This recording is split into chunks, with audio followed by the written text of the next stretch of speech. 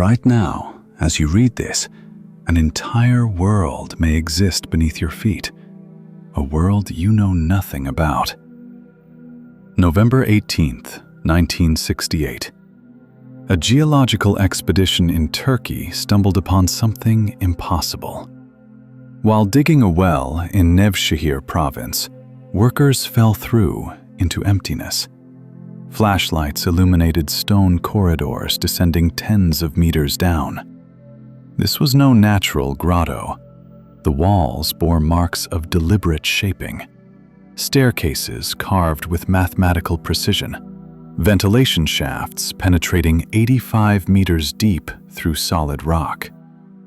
The city of Derinkuyu, an underground complex capable of housing 20,000 people with livestock, food supplies, and subterranean rivers.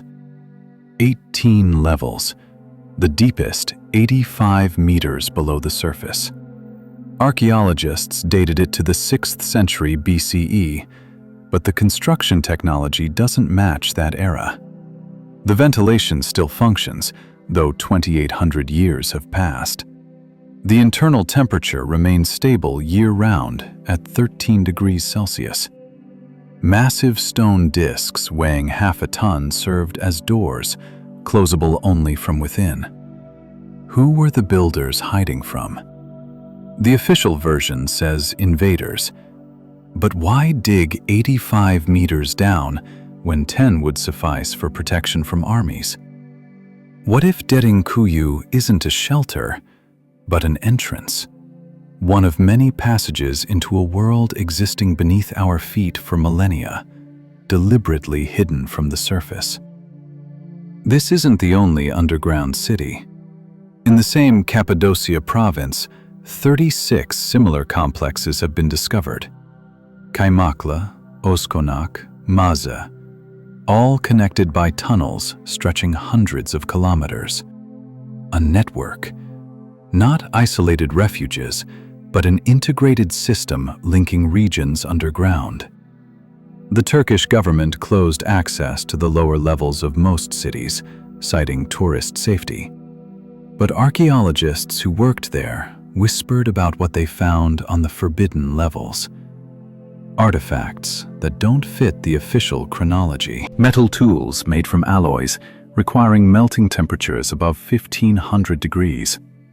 Symbols on walls corresponding to no known language. And tunnels extending much deeper than 85 meters, sealed with stone blocks so tightly that not even a blade could slip between them. One worker who participated in clearing Derinkuyu mentioned in an interview with a local newspaper that they heard sounds from behind the sealed passages. Not echoes of tourist footsteps above, rhythmic beats, like machinery operating far below. Engineers attributed it to seismic activity, but Cappadocia isn't a seismically active region. Where did the sounds come from? The publication caused a scandal. The worker was fired. The article deleted from archives. Topic closed. But Turkey isn't unique. Malta, an island in the Mediterranean Sea. Beneath the ancient temple of Hal Saflieni lies the Hypogeum, an underground sanctuary dating to the 4th millennium BCE, 1,000 years older than the Egyptian pyramids. 3 levels carved into limestone by hand without metal tools. According to archaeologists of that time, the acoustics of the Hypogeum are anomalous. A sound uttered in a specific chamber resonates throughout the entire complex, amplifying to frequencies that cause the bones of listeners to vibrate. Modern engineers cannot reproduce such acoustics intentionally, even with computer modeling. The ancient builders calculated it without technology. How? In 1920, a group of students descended to the 3rd level of the Hypogeum, where lateral tunnels leading into darkness were discovered. One student vanished. The others heard his scream echoing from the depths, reverberating off the walls. They ran to help, but the tunnel proved to be a labyrinth. The search lasted hours. The student was never found. Maltese authorities sealed the lateral tunnels with concrete and banned access to the third level. Official reason: danger of collapse. Real reason: something in those tunnels they don't want revealed. The missing student is still listed as disappeared without a trace. 20 years later, in the 1940s, a British engineer working in Malta claimed he heard from locals a legend about tunnels beneath the hypogeum, stretching under the Mediterranean Sea all the way to Egypt. 3,000 kilometers. Absurd. Or is it? In 1965, an Italian speleologist discovered an underwater cave off the coast of Sicily. Inside, a tunnel lined with worked stone extended eastward. Research ceased after 2 divers failed to return. The entrance was sealed with explosives, coordinates classified. Are Malta, Turkey, and the underwater tunnels of the Mediterranean connected? If so, this points to a massive underground network built long before known civilizations. A network possibly still being used by those who prefer to remain hidden. Let's move to America. Missouri. Blowing Cave. In 1939, a farmer found an entrance to a cave system containing stone structures, walls, platforms, staircases leading downward. Archaeologists determined the stone to be more than 7,000 years old, but the indigenous Americans of the region had no tradition of stone construction. They lived in temporary shelters, wigwams. Who built these structures deep underground?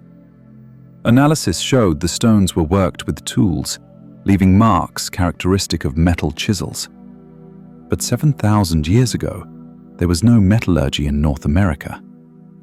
The farmer continued exploring deeper. On the 5th level, he found a chamber with stone benches arranged in a circle.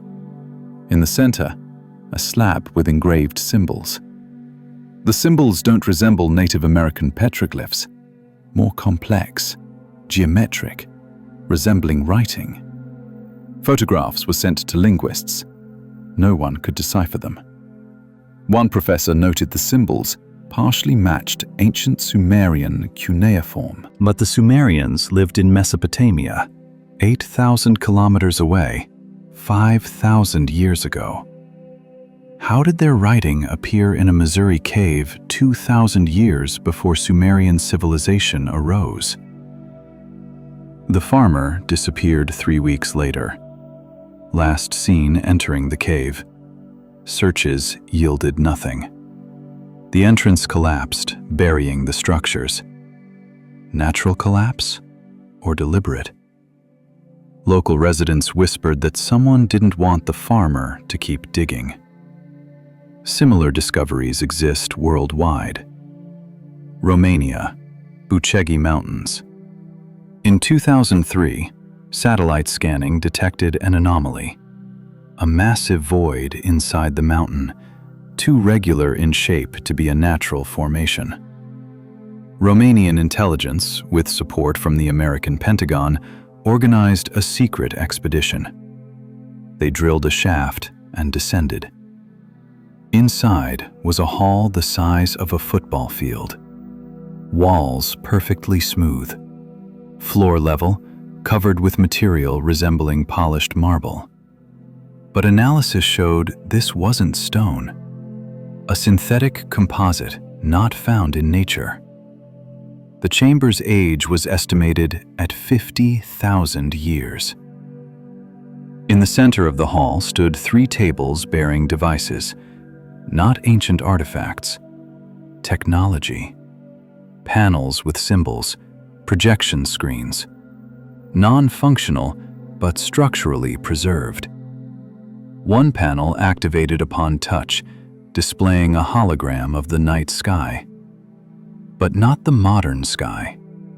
Constellations in different positions, corresponding to the sky of 50,000 years ago. The Romanian government classified the discovery. Access to the hall closed. Officials deny the existence of anything beyond a natural cave. but several expedition members later gave interviews on condition of anonymity. They claimed the hall isn't the only chamber. Tunnels extend deeper, but they weren't allowed to enter. Reason? Systems are functioning inside. The energy source is unknown, but instruments detected electromagnetic radiation. Temperature in the tunnels 10 degrees higher than in the hall. Something generates heat. Something has been functioning for 50,000 years. One participant said they felt a presence. Saw no one, but the sensation of being watched never left. Instruments detected movement in the tunnels, though no one descended there. Command ordered evacuation. The entrance was sealed. The territory declared a military zone. China, Sichuan Province, Jufen Mountains. In 2010, miners digging a new shaft encountered a metal door. Not rusty, not ancient metal. Polished surface without visible seams, locks, or handles. Attempts to open it failed. Engineers were called. Radar scans revealed a void behind the door, extending kilometers down. They decided to cut through. Diamond saws left scratches. Thermal cutting had no effect. The metal wouldn't melt or deform. One engineer touched the surface with his bare hand. The door emitted a low-frequency hum. A panel near the edge illuminated with symbols. Not Chinese characters. Geometric forms pulsing with light. After several seconds, the door vanished. Not opened, dissolved, as if it had never existed. Behind it, a corridor illuminated without a visible light source. Walls emitted a soft glow, air fresh, without dust, as if a ventilation system were operating. The miners entered. The corridor led to a hall filled with columns of the same luminescent material. In the center, a platform holding a sphere 1 meter in diameter, levitating above the surface, rotating slowly. Inside, plasma shimmering with colors. No instruments. No one understood its purpose. One miner approached closer. The sphere reacted. Rotation speed increased. A beam of light emerged, touching the wall. An image appeared on the wall. A map of Earth, but not modern Earth. Continents in different positions, corresponding to the Ice Age. Points on the map, hundreds of them, scattered across all continents. Some beneath oceans, some in mountains, deserts, jungles. What did they mark? Chinese authorities evacuated the miners and closed the mine, declaring the area dangerous due to gas emissions. A lie. There was no gas. But they dynamited the entrance, burying everything under tons of rock. Miners were forbidden to speak. Several violated the ban. They disappeared under strange circumstances, car accidents, heart attacks, all within a year of the discovery. What do all these places have in common? Derinkuyu, the Hypogeum, Blowing Cave, Usigi, Jufen, all underground, all anomalously ancient, all containing technologies or structures incompatible with official history, all classified or destroyed after discovery. Someone doesn't want us digging deeper. Why? There's a theory that official science ignores, but some geologists and physicists support. The hollow Earth theory. Not in the literal sense that the planet is empty inside like a ball, but that beneath the crust exist enormous cavities connected by tunnel systems, forming a habitable environment. Earth's mantle isn't monolithic. It's layered, with pockets of space where pressure and temperature allow the existence of liquid water, atmosphere, possibly even a biosphere. Sounds like fantasy, but mathematics supports the possibility. Earth's crust ranges from 5 to 70 kilometers thick, depending on region. Beneath it, the mantle. 2,900 kilometers of magma and molten rock. Below the mantle, the outer core, liquid metal, 2,200 kilometers. At the center, the solid inner core, 1,220 kilometers in radius. But this model is based on seismic data, indirect measurements. No one has drilled deeper than 12 kilometers. The deepest borehole, the Kola Super Deep in Russia, reached 12,262 meters. There, the project stopped. Officially, equipment couldn't withstand the temperatures. Unofficially, at 11,000 meters depth, the drill encountered a void. They lowered microphones, Recorded sounds resembling voices, screams. The recordings were classified. Project closed. The project director gave an interview to a Finnish newspaper in the 90s. He said that at the bottom of the borehole, temperature exceeded 1,000 degrees, though calculations predicted 300. Drills melted, but when they pulled up the equipment, it was cold. Temperature sensors showed normal readings. How is that possible? Either the data is wrong, or conditions at depth don't match our models. What if the cavities are real? What if inside them, temperature is lower, stable, maintained by unknown processes? The hollow Earth theory isn't new. Edmund Halley, the astronomer who discovered Halley's Comet, proposed in 1692 that Earth consists of concentric spheres separated by voids. He based this on magnetic field anomalies he couldn't explain otherwise. Leonhard Euler, the 18th century mathematician, speculated that inside Earth exists a central sun illuminating the inner surface.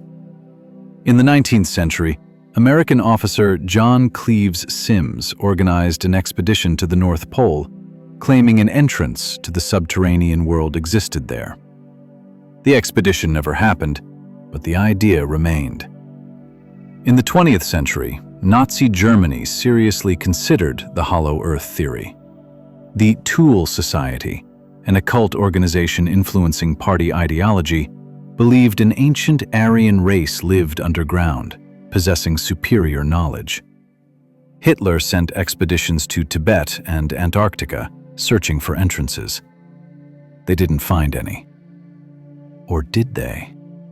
The data disappeared after the war.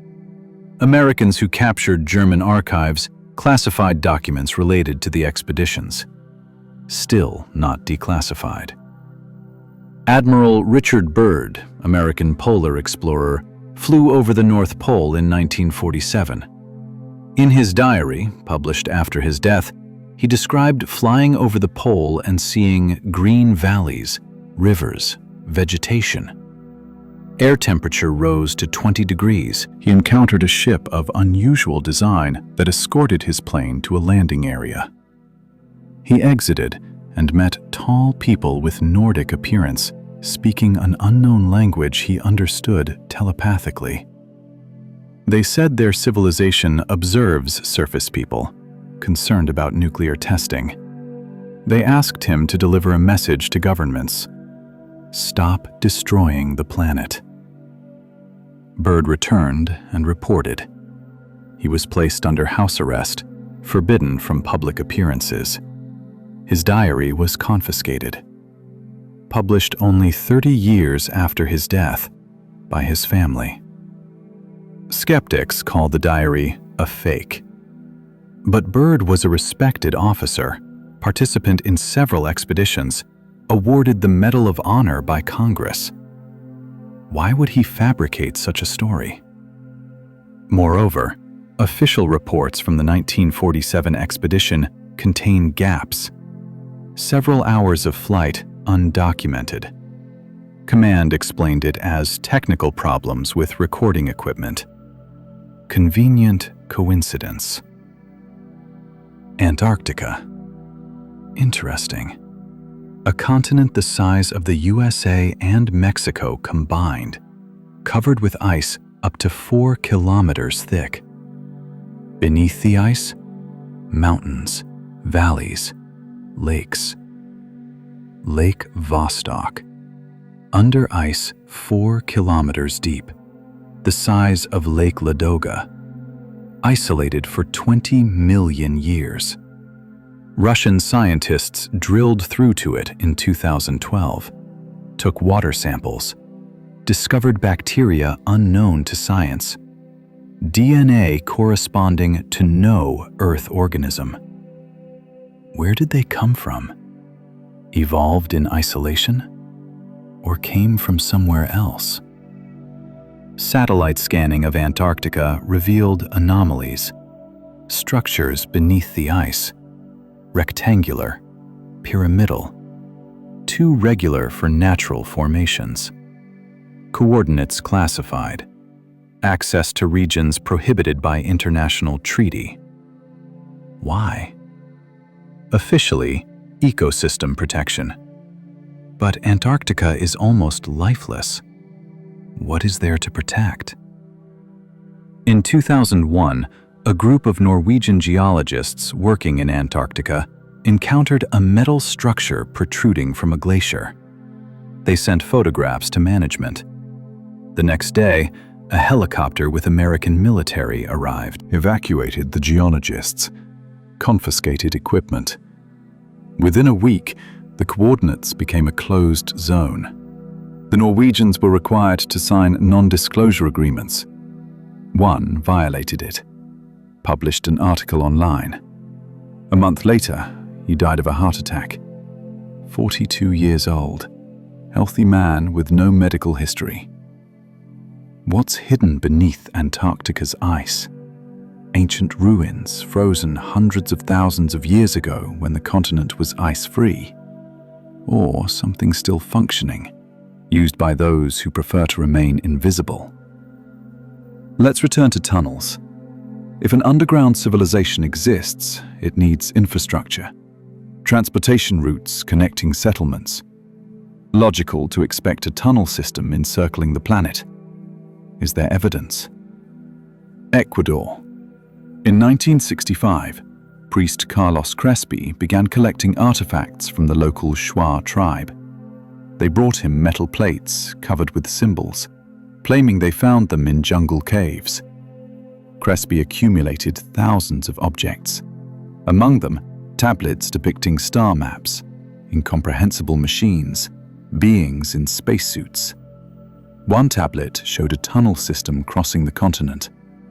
Crespi claimed the Shuar told him the tunnels led to an underground city where the ancients live. In 1976, Argentine researcher Juan Moritz announced he discovered an entrance to the tunnel system Crespi described. He descended, walked several kilometers, found a hall filled with metal plates similar to those the priest collected.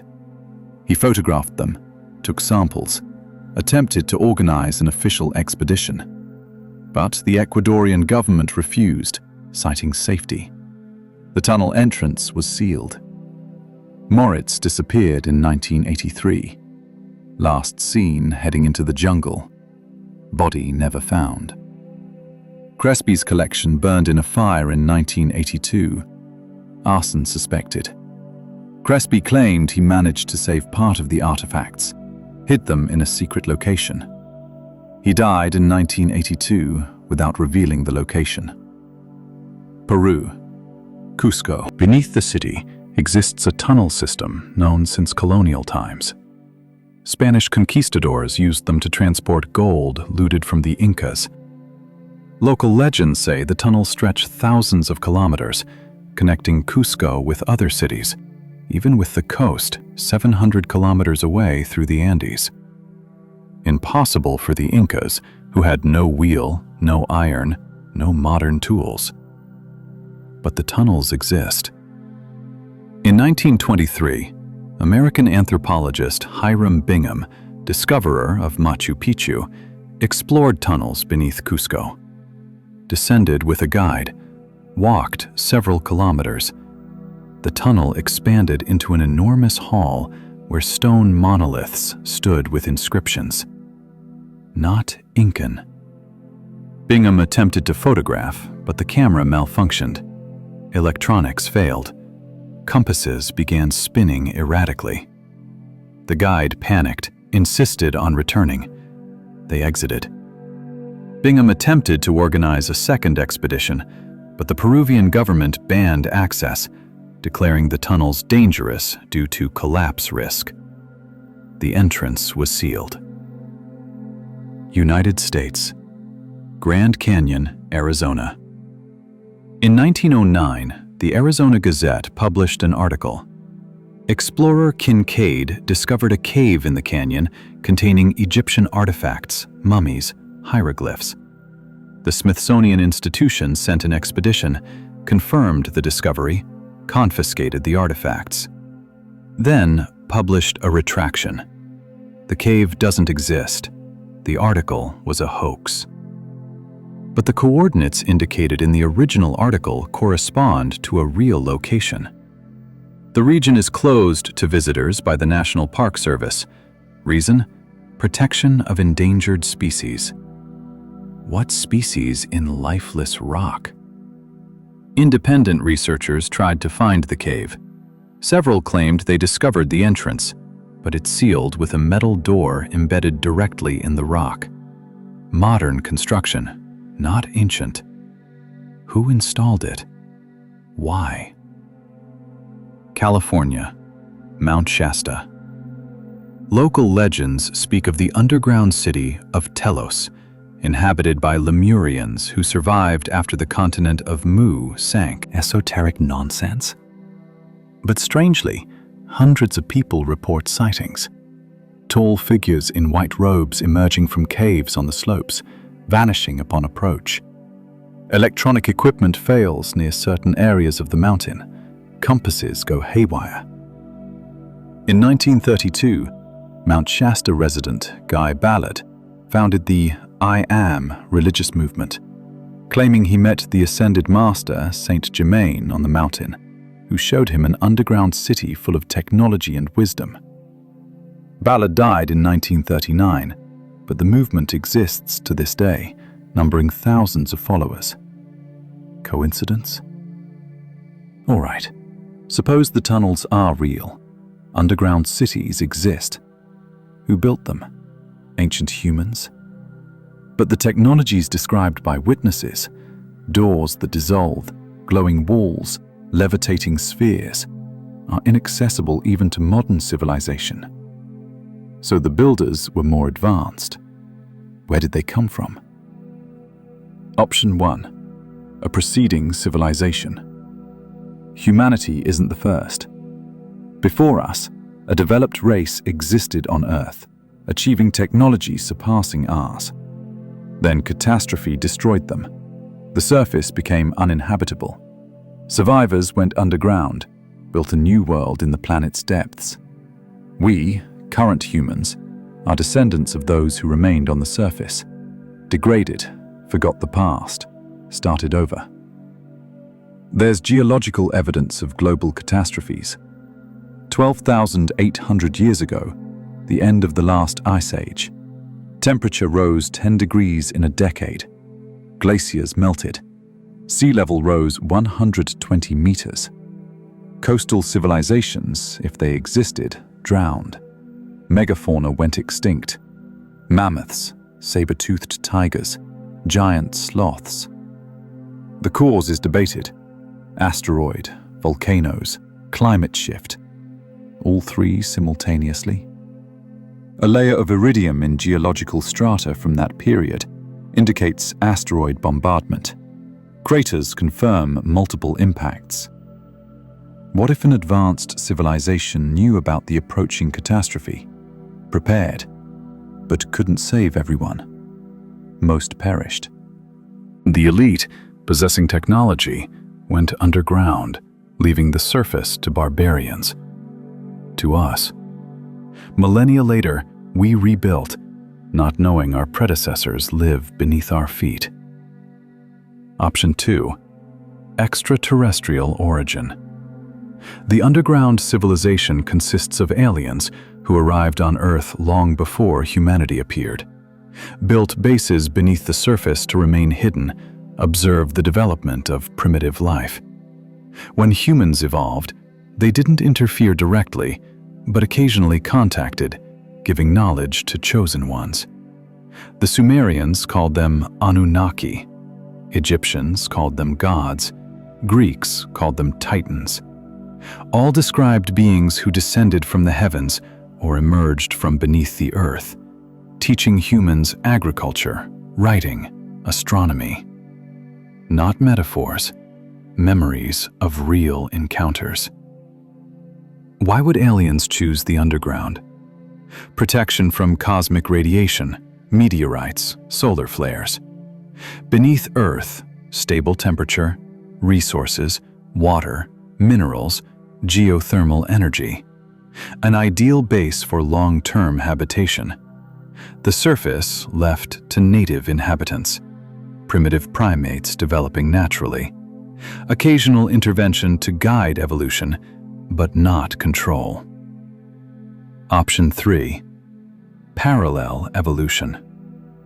The underground civilization arose independently from the surface one. Millions of years ago, a branch of life went into caves, adapted to darkness, developed senses different from ours.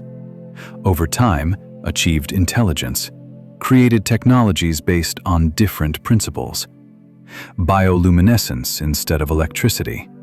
Symbiosis with subterranean organisms instead of mechanical machines.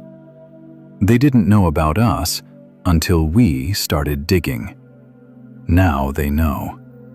Avoid contact, considering us dangerous, unpredictable. Which option is correct? Perhaps all three are partially true? A combination. An ancient human civilization enhanced by alien technology went underground after catastrophe, where it merged with a parallelly evolved subterranean race. A hybrid culture existing for millennia, observing us, waiting for the moment when we mature enough for contact. There's evidence of encounters. Thousands of people report abductions by non-aliens, but subterranean beings. They describe being taken into caves, tunnels, shown cities filled with light, vegetation, technology, then returned. Memory erased, but fragments remain, surfacing under hypnosis. In 1987, a woman from New Mexico claimed that during a hike in the mountains, she fell through a hidden crevice, fell into a tunnel, woke in an illuminated room where tall humanoids with pale skin and large eyes stood. They communicated telepathically, said they observe humanity, concerned about nuclear testing at a nearby site harming their environment. Asked her to deliver a message: stop destroying the planet. She woke on the surface. 3 days had passed. She was declared missing, but she didn't remember where she'd been. Under hypnosis, she recalled details. A city with crystalline structures, plants glowing in darkness, maps showing a network of tunnels beneath all of North America. The psychiatrist deemed it false memory, result of trauma from the fall. But the woman had no history of mental disorders. She described technical details she couldn't have known. Ventilation systems working on convection, plants photosynthesizing without sunlight, using geothermal radiation. Biologists later confirmed such plants are theoretically possible, but haven't been discovered on Earth. Miners in different countries tell stories. At deep levels, they hear sounds, voices, machinery, see shadows moving in distant tunnels. Officially explained as echoes, collapses. But some miners insist they saw structures not created by humans, doors embedded in rock, inscriptions in unknown languages. They report to management, receive orders to stay silent. Sections closed, marked dangerous. In Russia, the Urals, in the 90s, miners encountered a metal construction protruding from the wall at 3,000 meters depth. They attempted to extract it, but the construction extended deeper, continued beyond the wall. Engineers were called. Excavation began expanding. The next day, an order came from above. Cease work, flood the section. Miners were paid compensation, required to sign non-disclosure agreements. One told the story to a journalist years later on condition of anonymity. He said the construction was part of a machine, enormous, extending for kilometers. They saw only the edge. Dating showed the metal over 1 million years old, but not oxidized, not destroyed. Impossible with modern metallurgy. Australia, Kalgoorlie Mines. In 2005, a crew encountered a void at 2 kilometers depth. Inside, a hall with columns supporting the ceiling, unnatural stalactites, worked stone carved with precision. On the floor, symbols laid out in mosaic of colored stones. Symbols resembling Aboriginal petroglyphs, but more complex, geometric. One miner, Aboriginal by descent, said his ancestors told legends of snake people living underground in ancient times, creating tunnels, teaching tribes survival. Legends said the snakes went deeper when white people came, but remained, watching. The company owning the mine classified the discovery, flooded the hall. Official reason? Rock instability. Miners claimed there were no signs of instability. The section was solid granite. What connects all these discoveries? Derinkuyu in Turkey, the Hypogeum in Malta, Missouri Cave, Buchegi Hall, Metal Door in China, Ecuador tunnels, Cusco underground, Grand Canyon Cave, Mount Shasta, metal construction in Urals, Hall in Australian mines. Different geography, different eras, cultures discovering them unconnected, but the pattern is the same. Underground structures technologically impossible for their time, classified or destroyed after discovery. Someone is very interested that we don't dig further. Why? The answer may lie not in the past, but in the present. What if the underground civilization exists not as a historical artifact, but as a living, functioning reality right now? What if beneath your feet, at this very second, exists a world so advanced that our civilization seems primitive to them, like the Stone Age to us? Consider the practical aspects. If intelligent beings live underground, they need resources: water, food, energy, air. Where do they obtain these at depths of several kilometers? Water isn't a problem. Underground rivers, lakes, aquifers permeate Earth's crust.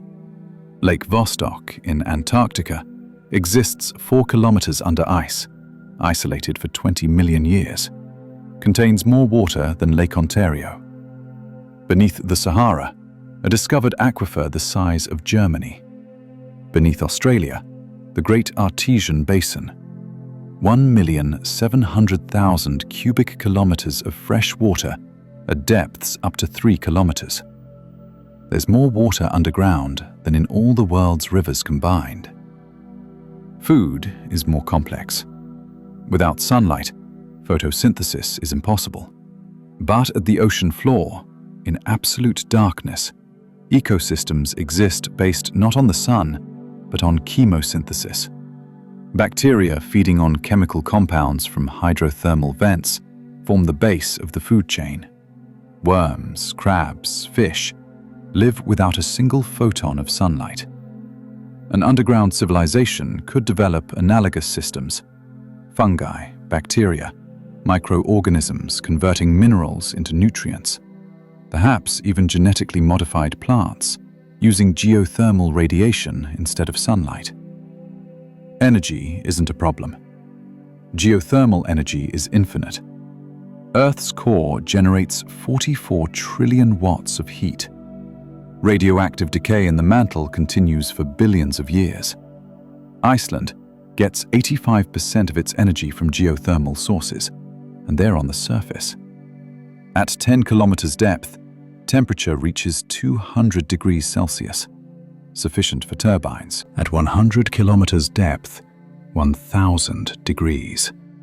Unlimited energy.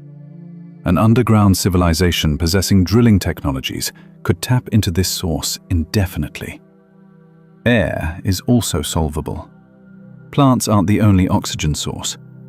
Electrolysis of water produces oxygen and hydrogen, only requires energy, which, as we've established, exists in abundance below. Or a recirculation system, filtering carbon dioxide, converting it back to oxygen through chemical methods. Space stations have done this for decades. An underground civilization existing for thousands of years would have perfected this technology. So life underground isn't just possible, but potentially more comfortable than surface life.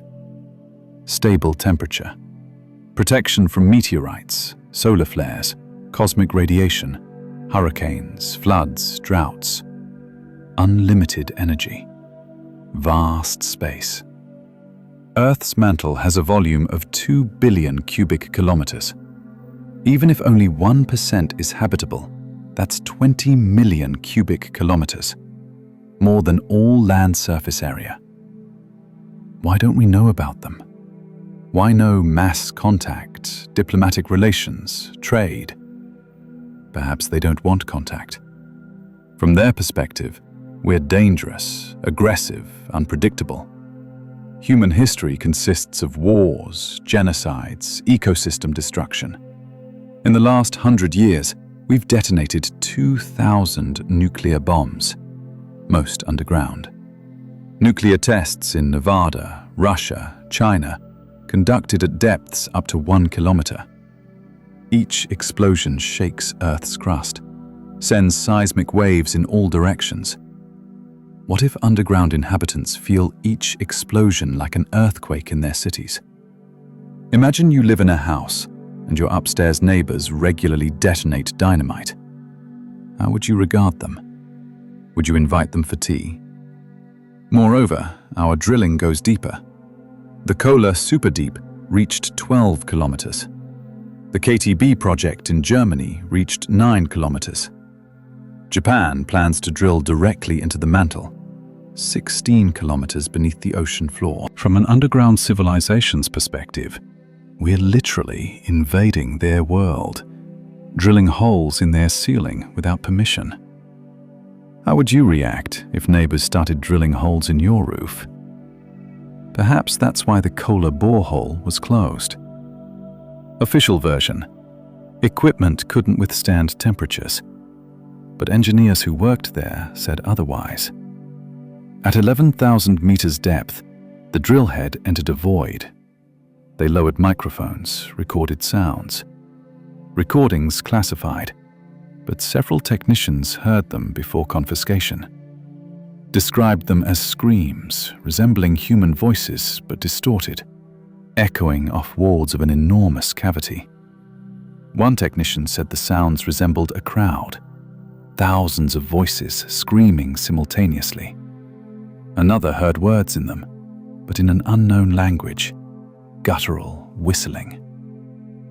The project director received orders to cease drilling. Within a week, the borehole was sealed. Why? If they'd only reached 11 kilometers of the planned 15, why stop?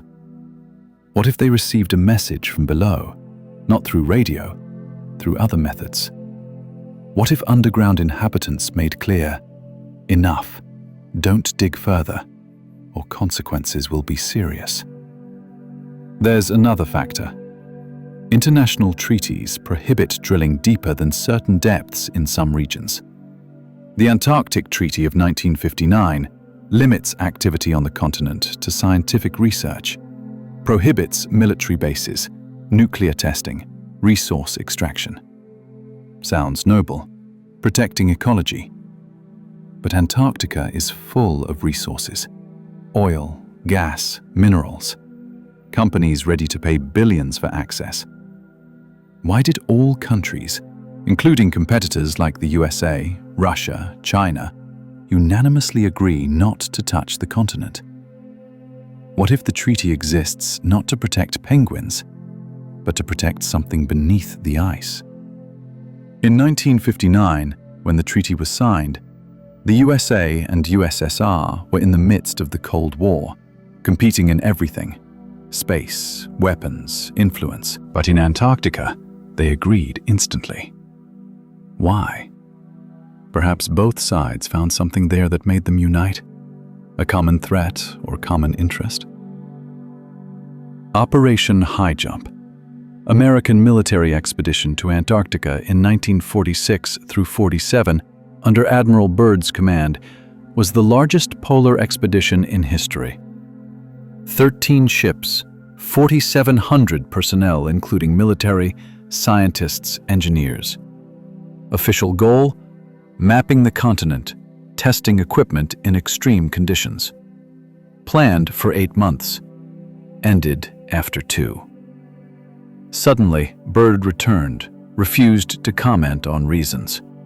Several ships returned damaged, officially from collisions with ice, but sailors whispered the damage wasn't from ice, from something else. Equipment melted. Metal deformed not mechanically, but thermally, as if from directed energy. A Chilean newspaper journalist interviewed Byrd upon arrival in Chile. Byrd said it's necessary for the United States to take defensive measures against fighters that can fly from one pole to another with incredible speed. Fighters in Antarctica in 1947? Jet aviation had just appeared, and Byrd speaks of aircraft flying pole to pole, 3,000 kilometers without refueling in extreme cold conditions. No country possessed such technology then. The quote was published, but military censors quickly confiscated newspaper copies. Several survived, kept in private collections.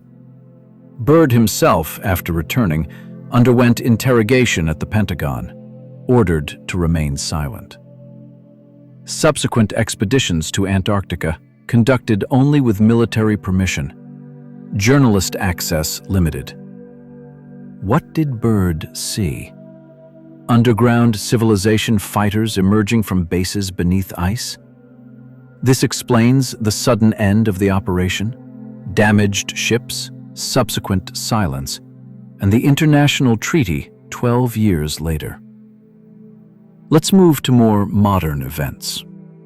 In 2002, seismic sensors worldwide detected a strange signal. Low-frequency hum emanating from beneath Antarctica, lasting 20 minutes. Not an earthquake. Waves too regular, like a pulse. Geologists couldn't explain. Some suggested glacier movement, but glaciers don't generate regular pulses. One researcher proposed the sound was artificial, created by a mechanism of enormous size operating deep beneath the continent. Publication in a scientific journal sparked controversy. Within a month, the author was asked to retract the article, citing insufficient data. He refused. A year later, lost research funding. Coincidence? Similar signals have been detected in other regions. Caribbean Sea, 2012. Fishermen reported hearing a low hum coming from the depths, so loud it vibrated their boats. Lasted several hours, then ceased.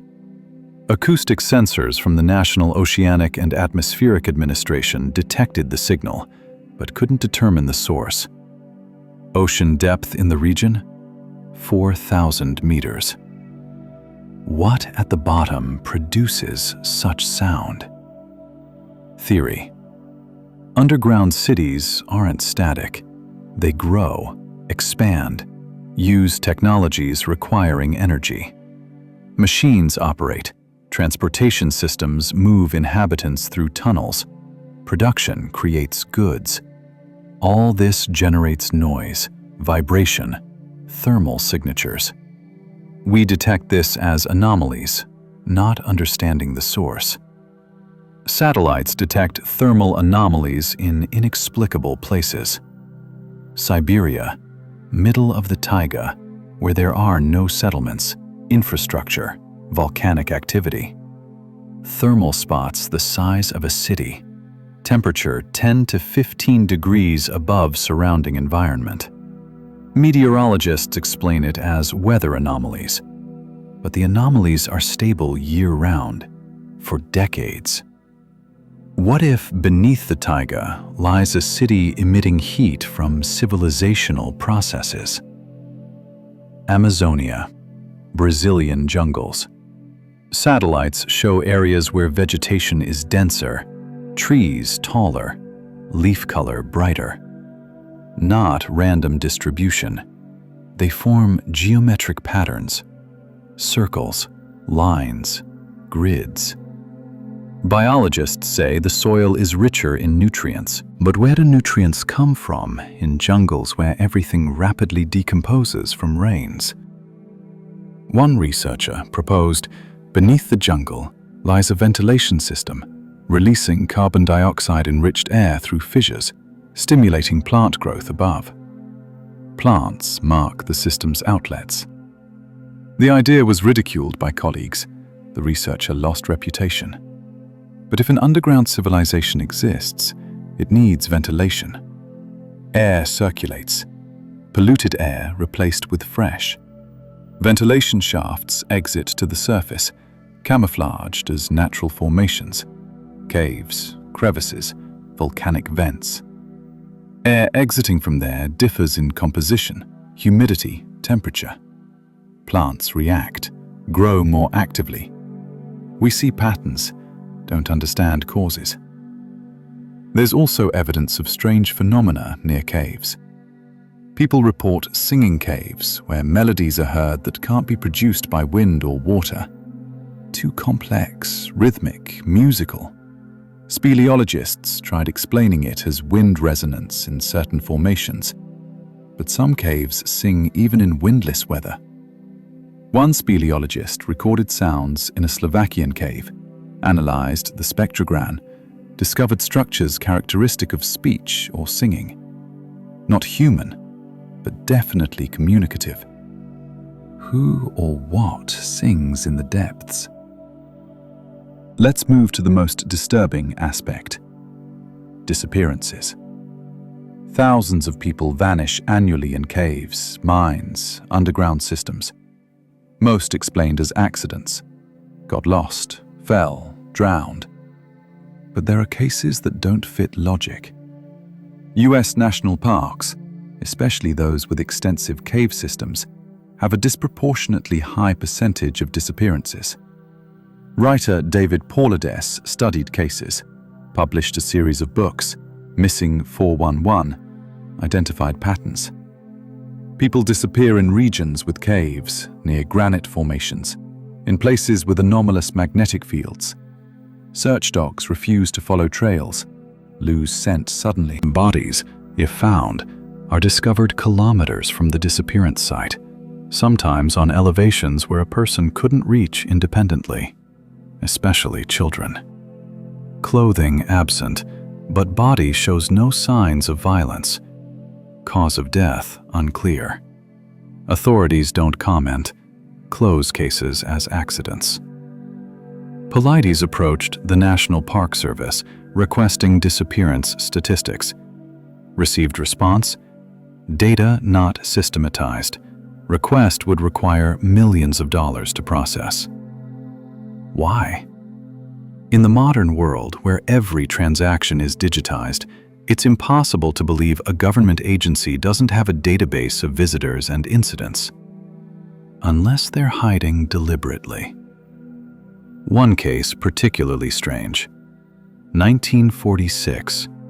8-year-old boy disappeared in Great Smoky Mountains National Park, Tennessee. Playing with other children, walked behind a tree, didn't return. Search lasted 2 weeks. Several thousand volunteers, dogs, helicopters. Nothing found. 4 years later, a hunter discovered a skull in a cave 20 kilometers from the disappearance site. Analysis showed it belonged to the boy. But how did an 8-year-old traverse 20 kilometers of rough terrain, enter a cave where experienced speleologists descend with equipment? And why only the skull? Remaining bones never found. France, Paris catacombs. 200 kilometers of tunnels beneath the city. Part open to tourists, most sealed. In 1993, an amateur videographer with a group of friends penetrated a closed section, filming their exploration. Camera recorded several hours. Tunnels, bones, inscriptions on walls. Suddenly, the operator starts running. Camera shakes, heavy footsteps heard behind. Not human. Too fast. Heavy. Operator falls, camera flies, shows wall, then darkness. Recording cuts off. Camera found in a tunnel whose entrance had been sealed several decades ago. Operator never found. Other participants didn't return. Parisian authorities confiscated the recording, banned publication. Copies surfaced on the internet, deleted per copyright claims. One copy survived, analyzed by experts. Footsteps on the recording don't match human or known animals. Too massive, but fast, rhythmic, like machinery. What was pursuing the operator? Italy. Rome catacombs. Extent unknown.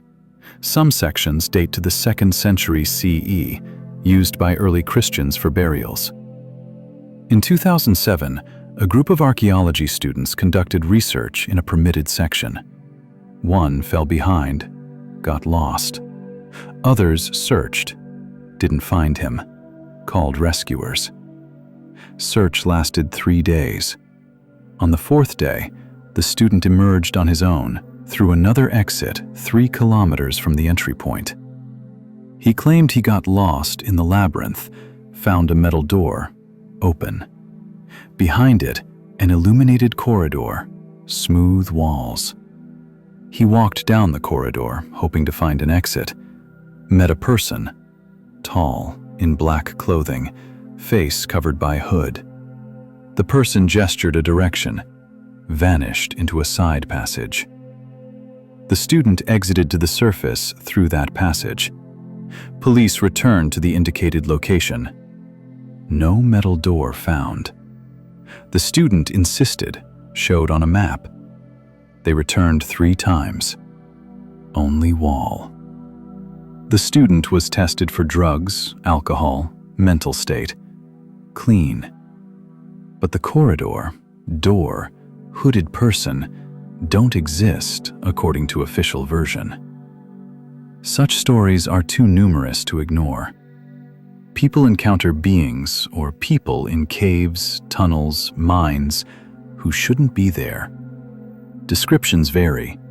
Tall humanoids with pale skin, large eyes, or conversely, short, stocky, with gray skin.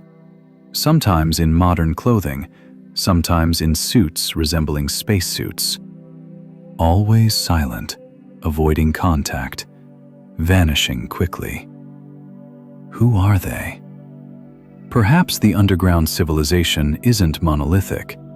Like on the surface, multiple nations, cultures, races exist, so below there are several groups, species, possibly even warring among themselves. This explains the diversity of descriptions. Some groups more curious, others aggressive, still others neutral. There's a theory that some human populations descended from underground inhabitants who migrated to the surface millennia ago. Basques, a people in the Pyrenees whose language isn't connected to any known language family. Genetics shows Basques have unique markers not found in neighboring populations. Basque legends say their ancestors came from beneath the earth through caves. Coincidence? Icelanders. Scandinavians have myths of Alfa, beings living under hills, avoiding sunlight. Described as pale, tall, beautiful, but alien. Not spirits, physical beings. Irish she, fairies, also associated with underground mounds, entrances to another world. Folklore, or memory of real encounters. Japanese believe in kappa, beings living in waterways and caves, described as humanoids with greenish skin, shell on back. Considered dangerous, abducting people, dragging them into water. Just tales, or descriptions of real inhabitants of underwater tunnels connected to the underground system. Australian Aborigines speak of snake people, the rainbow serpent, who created the world, live beneath the earth. Not a metaphor of creation, specific beings described in detail. Tribes avoid certain caves, considering them entrances to the snake world. Miners who worked in those regions, as we mentioned, found halls with symbols resembling Aboriginal ones, but more complex. The connection is obvious. What if the underground civilization periodically contacted surface cultures, left traces in mythology, genetics, language? Not massively, selectively, with isolated tribes who couldn't pose threats, transmitted knowledge, technologies, possibly even genes through interbreeding. Descendants of such contacts preserved legends, traditions, memory of gods or spirits who were actually underground neighbors. But if contacts occurred, why did they stop? Perhaps they didn't stop, became more secretive. With surface technology development, appearing becomes riskier for underground dwellers. Satellites, cameras, internet make concealment nearly impossible. So contacts now only with governments, elites who can keep secrets. There's a conspiracy theory. World governments know about the underground civilization, maintain secret contacts. Elites receive technologies in exchange for silence and protection. This explains leaps in development of certain technologies without clear predecessors. Transistors, lasers, fiber optics, integrated circuits appeared in the 40s and 50s, almost simultaneously after World War II.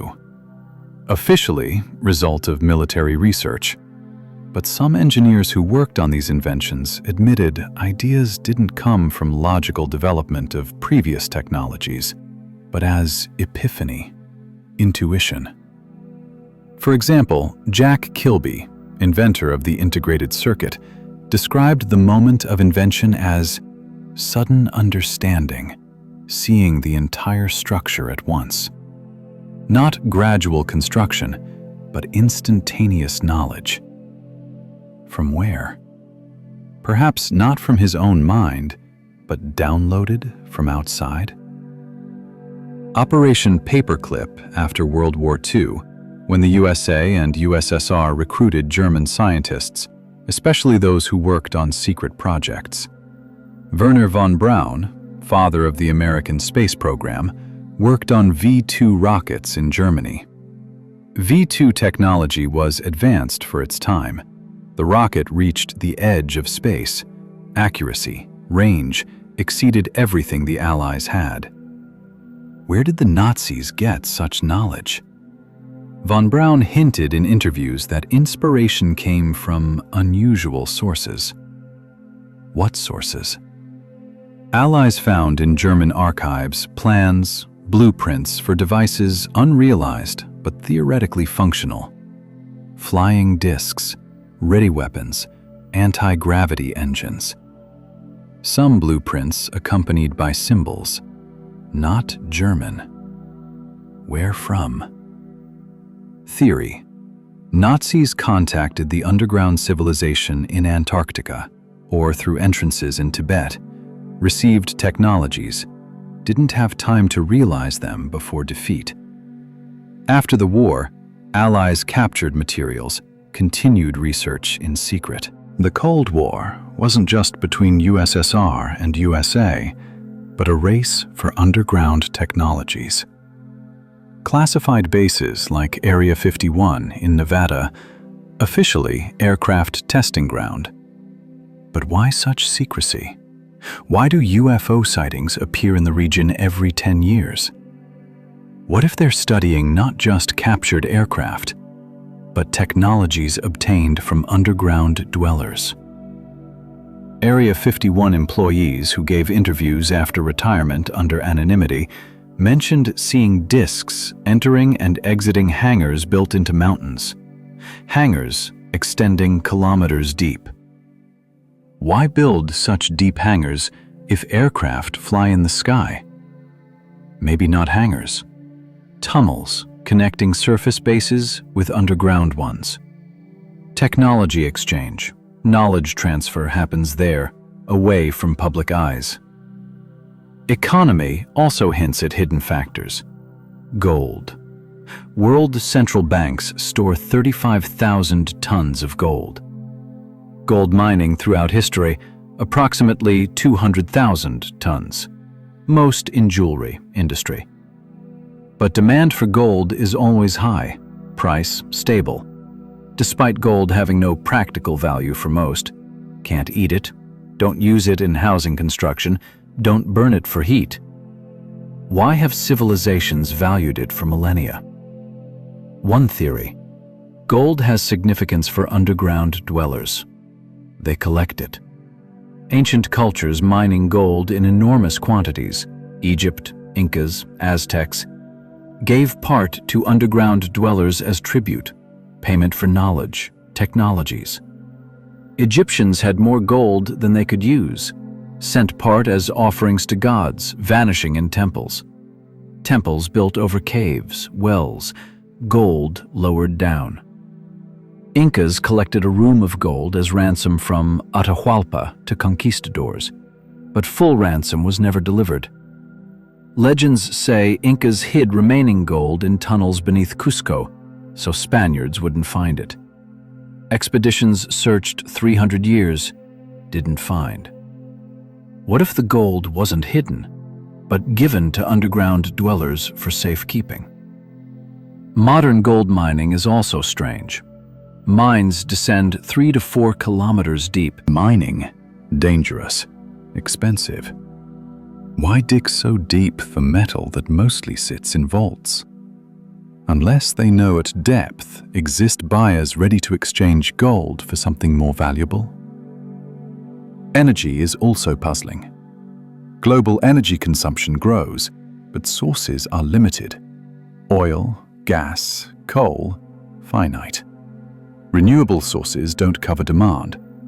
Nuclear energy, dangerous. Waste, problematic. But what if there's an energy source the public doesn't know about? Underground geothermal energy, extracted at depths of 100 kilometers. Unlimited, clean. Technologies for drilling such depths officially don't exist. But what if elites have access through agreement with underground dwellers? This explains why oil magnates, owners of largest corporations, continue extracting fossil fuels, knowing about climate change. Not greed, distraction. Surface economy runs on oil, while elites secretly use geothermal energy from underground sources. Dual system. Primitive technologies for masses, advanced for chosen ones. But if contacts exist, why do underground dwellers tolerate us? We're destroying the planet. Plastic in oceans, deforestation, climate change, nuclear waste. All affects the ecosystem, including underground. Chemicals seep through soil, pollute underground water. Seismic waves from explosions, drilling shake their cities. Why don't they stop us? Maybe they're trying. subtly, imperceptibly. Natural disasters, earthquakes in unexpected places, eruptions of dormant volcanoes, sinkholes. Officially natural processes, but some geologists note the frequency of catastrophes is rising. Correlation with places of intense human activity. Haiti earthquake, 2010, magnitude 7, city destroyed. But Haiti isn't on a major fault. Where did such force come from? A week after the earthquake, US military discovered beneath rubble an entrance to a tunnel extending kilometers down. Entrance sealed, information classified. Coincidence? Sinkholes appear suddenly, swallow houses, streets, automobiles. Florida, Russia, China, Central America.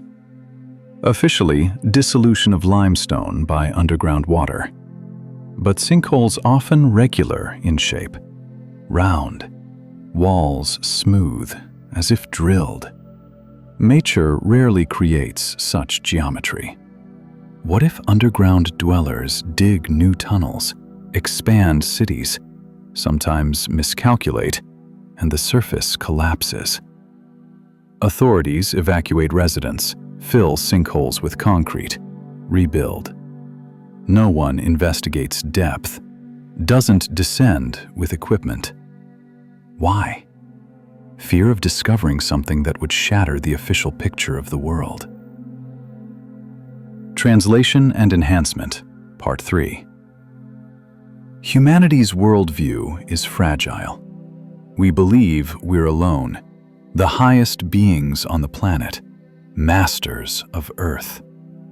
The discovery that beneath us lives a civilization older, wiser, more powerful, would shatter religions, ideologies, economies. People would panic. Governments would lose legitimacy. So secrecy isn't just the desire of elites, but a necessity for societal stability. But stability built on lies is short-lived. Truth always surfaces, and signs indicate the moment of revelation is near. The internet changed the game. Information spreads instantly. Evidence accumulates, gets analyzed. An amateur with a camera can capture an anomaly, upload it, millions will see. Censorship can't keep up. Videos, photographs, audio recordings from caves, mines, underground systems appear daily. Most are fakes, but the percentage of genuine ones grows. Experts analyze, find details impossible to fake. Lighting, acoustics, geology. Groups of enthusiasts organize expeditions to closed zones, violate prohibitions, film. Authorities arrest, fine, but don't stop them. The desire to know is stronger than fear of punishment. Moreover, witnesses begin speaking.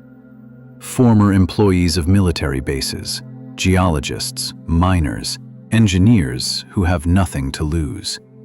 Retirees, the ill, decide to reveal truth before death. Publish memoirs, documents, photographs. Not all deserve trust, but some have proof. Service IDs, dated photographs, technical reports. In 2018, a former engineer who worked on an underground nuclear waste repository project in Finland published an article. He claimed that, while drilling at 450 meters depth, they encountered a metal structure embedded in granite. They attempted to bypass it, but the structure extended for kilometers in all directions. Management ordered ceasing drilling in that direction, choosing another route. The engineer photographed the structure before tunnel closure. The photograph shows a metal panel covered with symbols. Not finish, not runes. Geometric, glowing in darkness. Metal analysis showed it contains no impurities. Purity 99.9%, unattainable with modern metallurgy. Sample age couldn't be determined. Dating methods don't work, meaning either the metal is extremely ancient or created by methods leaving no isotopic traces. The Finnish government denied the publication, called the photograph a fake. The engineer died 3 months later, officially from stroke. But colleagues doubt it. He was healthy, active. Such cases multiply. A Smithsonian Institution employee claimed the institution destroyed thousands of artifacts not fitting official history, including giant skeletons found in North American mounds. The Smithsonian denies it, but amateur archaeologists found records in old 19th century newspapers describing such discoveries, transferred to the institution. Where did they go? Governments are losing control over the narrative. More people doubt the official version of reality.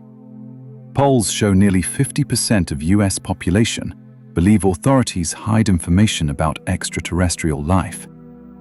The percentage believing in underground civilization existence is growing. 10 years ago, 2%. Now, 15%. The trend accelerates. Why is belief growing? Not from ignorance. Education is more accessible, information more extensive. People think, analyze, see patterns that don't fit the official picture. They ask questions. Why do governments spend billions on secret projects without explanation? Why are entire regions closed to visitors? Why do witnesses disappear and evidence get destroyed? Logic suggests they're hiding something significant, so significant that the risk of revelation outweighs the cost of secrecy. Perhaps the moment of revelation is inevitable. The underground civilization, if it exists, may be preparing for contact. Signs indicate a strategy shift, less concealment, more sightings. People see strange lights emerging from caves, mountains, ocean. Not aircraft, not drones. Movement violates physics laws. Instantaneous acceleration, turns at impossible angles, disappearing, appearing.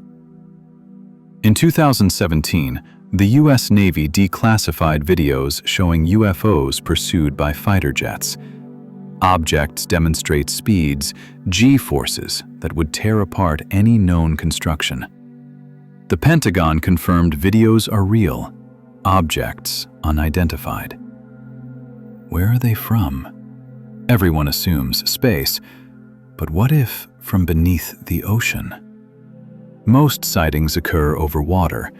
Objects dive into water, exit without slowing, as if water offers no resistance. Underwater bases, tunnels beneath the ocean floor. Technically possible. Oceans cover 70% of the planet, average depth 3.5 kilometers. We've explored 5% of the floor, the rest unknown. Perfect location for hidden bases. Mariana Trench, deepest point of the ocean, 11 kilometers. 3 expeditions reached the bottom. Director James Cameron descended in 2012, filmed 6 hours of footage, saw strange structures, rectangular, too regular. Geologists said volcanic formations, but Cameron wasn't convinced. He claims some structures had marks of processing, symmetry. Request for repeat dive declined, citing cost, but he's ready to finance himself. Still denied. Why? The ocean floor hides more than we think. Hydrothermal vents, black smokers, water temperature 300 degrees, pressure tons per square centimeter. But life thrives. Worms, crabs, bacteria. If life adapted to such conditions, why not intelligent life? A civilization that built cities around energy sources, inexhaustible, unlimited. Underwater earthquakes, Tsunamis often occur on faults, but some not on faults. Origin unclear. What if not natural, but results of underground activity? Construction. Tunnel expansion beneath the ocean floor sometimes causes shifts, seismic waves. We interpret as earthquakes, but actually construction noise from a civilization we don't notice. Ocean sounds are also mysterious. Hydrophones detect incomprehensible signals. The bloop, low-frequency sound recorded in 1997, audible at 5,000 kilometers distance. Source unknown. Biologists speculated whale, but no known species produces such sound. Geologists suggested iceberg, but icebergs don't produce sounds of such purity. Alternative, artificial. A machine of colossal size operating on the floor. Julia. Sound recorded in 1999, resembling speech but in unknown language. Duration 15 seconds, then silence. No repeats. Who was speaking? Military submarines also report strange contacts. Objects on sonars moving faster than torpedoes, deeper than possible for submarines, pursue, then vanish as if dissolving. Captains report, receive orders to remain silent. One Russian submarine captain, retired, recounted during patrol in North Atlantic, sonar detected an object the size of an aircraft carrier at 3 kilometers depth, moving at 100 knots. Impossible. Submarine maximum 30 knots. The object approached, stopped beneath the sub, then descended, vanished from screens. Crew silent, but everyone saw. Reported, ordered to forget. Perhaps the underground civilization exists not just beneath continents, but beneath oceans. A global network encircling the planet. We live on the surface, a thin crust, not knowing entire worlds beneath us, connected, thriving. But if they're so advanced, why hide? Why not announce existence, establish diplomacy? Maybe they don't want responsibility for us. We're primitive, warring, destructive. Contact would lead to dependency. We'd request technologies, help, problem solutions. They'd become our guardians, not in their interest. They evolved millions of years, achieved harmony, stability. We, only thousands of years, emerged from caves, still learning to be intelligent. Contact premature. Or they're waiting until we mature. A test. Can we solve our own problems? Climate, wars, inequality. If yes, worthy of contact. If no, we'll perish. The planet will recover. They'll continue living. Cruel from our perspective, yes. From theirs, perhaps logical. They've seen civilizations come and go. We're not the first on the surface. Before us were others, all vanished, leaving only traces. Ruins, megaliths, artifacts. We're next. Survive or not depends on us, not them. This perspective frightens but also motivates. Knowledge that we're not alone, that observers exist, changes meaning. Actions have significance not just for us, but as examination. Will we destroy the planet or save it? We'll show whether we're ready for a greater role in the universe. There's also the possibility contact already occurs, but on another level. Not governmental, individual. Select people meet underground dwellers, receive knowledge, missions, return, attempt to change the world from within without revealing the source. Inventors, philosophers, leaders claiming inspiration came from dreams, meditations, visions. Maybe not from within, but from outside, from those who guide from below. Nikola Tesla, inventor of alternating current, radio, numerous technologies, described visions coming spontaneously. Complete constructions of devices he reproduced. He claimed to receive signals from intelligent sources, possibly from other planets. But no one searched for signals from beneath Earth. What if the source was closer? Leonardo da Vinci, genius of the Renaissance, invented the helicopter, tank, submarine centuries before their realization. Blueprints so detailed that modern engineers built working models. Where did a medieval artist lacking scientific education know aerodynamics principles, hydraulics? He said nature is the teacher. But some records hint he received knowledge from unusual sources, met sages in Italian caves. Metaphor or literal truth? Albert Einstein described the theory of relativity as epiphany, arriving during sleep. Woke wrote equations that changed physics.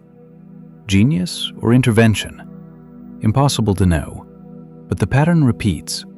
Greatest breakthroughs often described as sudden, illogical, as if downloaded from external source.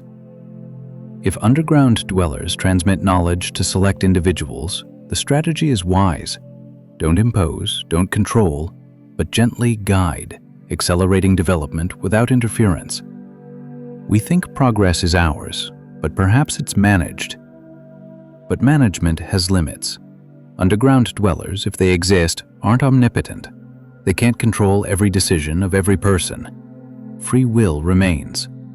We can choose to follow wisdom or ignore it. History shows we often ignore. Inventions that could save millions used for wars.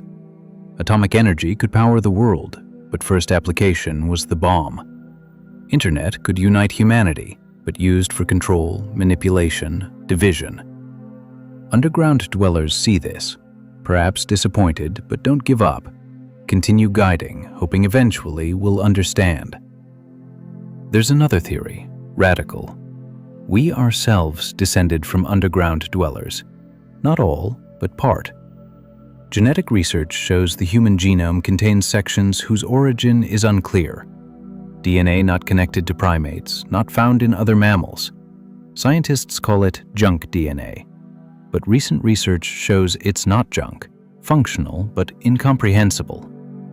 What if it's code inherited from underground ancestors? Mitochondrial Eve, the hypothetical woman from whom all modern humans descended, lived approximately 150,000 years ago in Africa.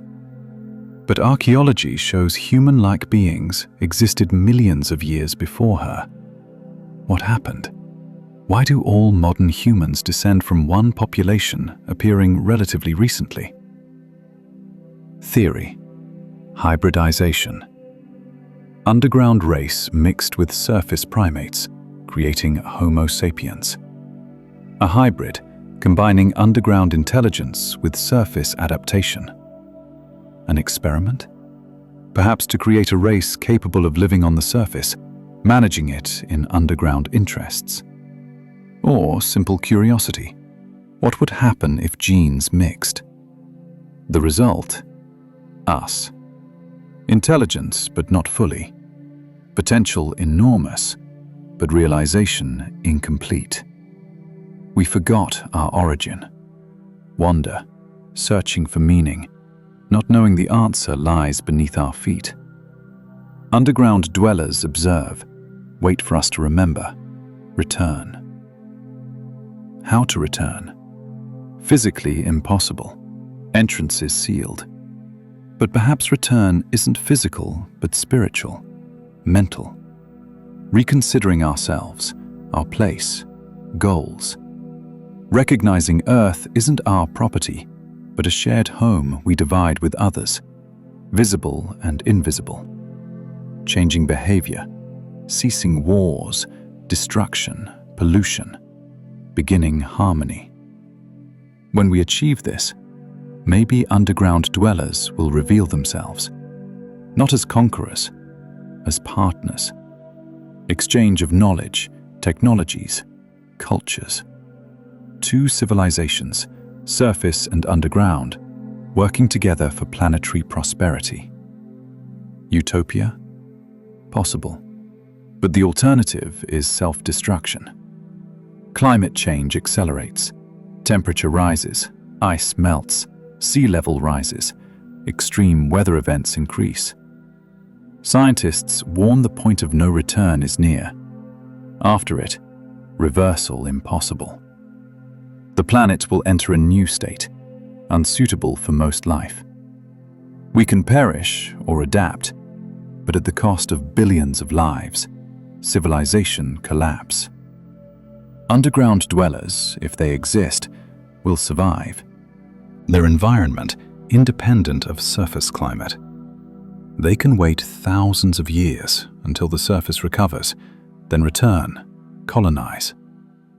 We'll vanish, a footnote in history, like Neanderthals, dinosaurs.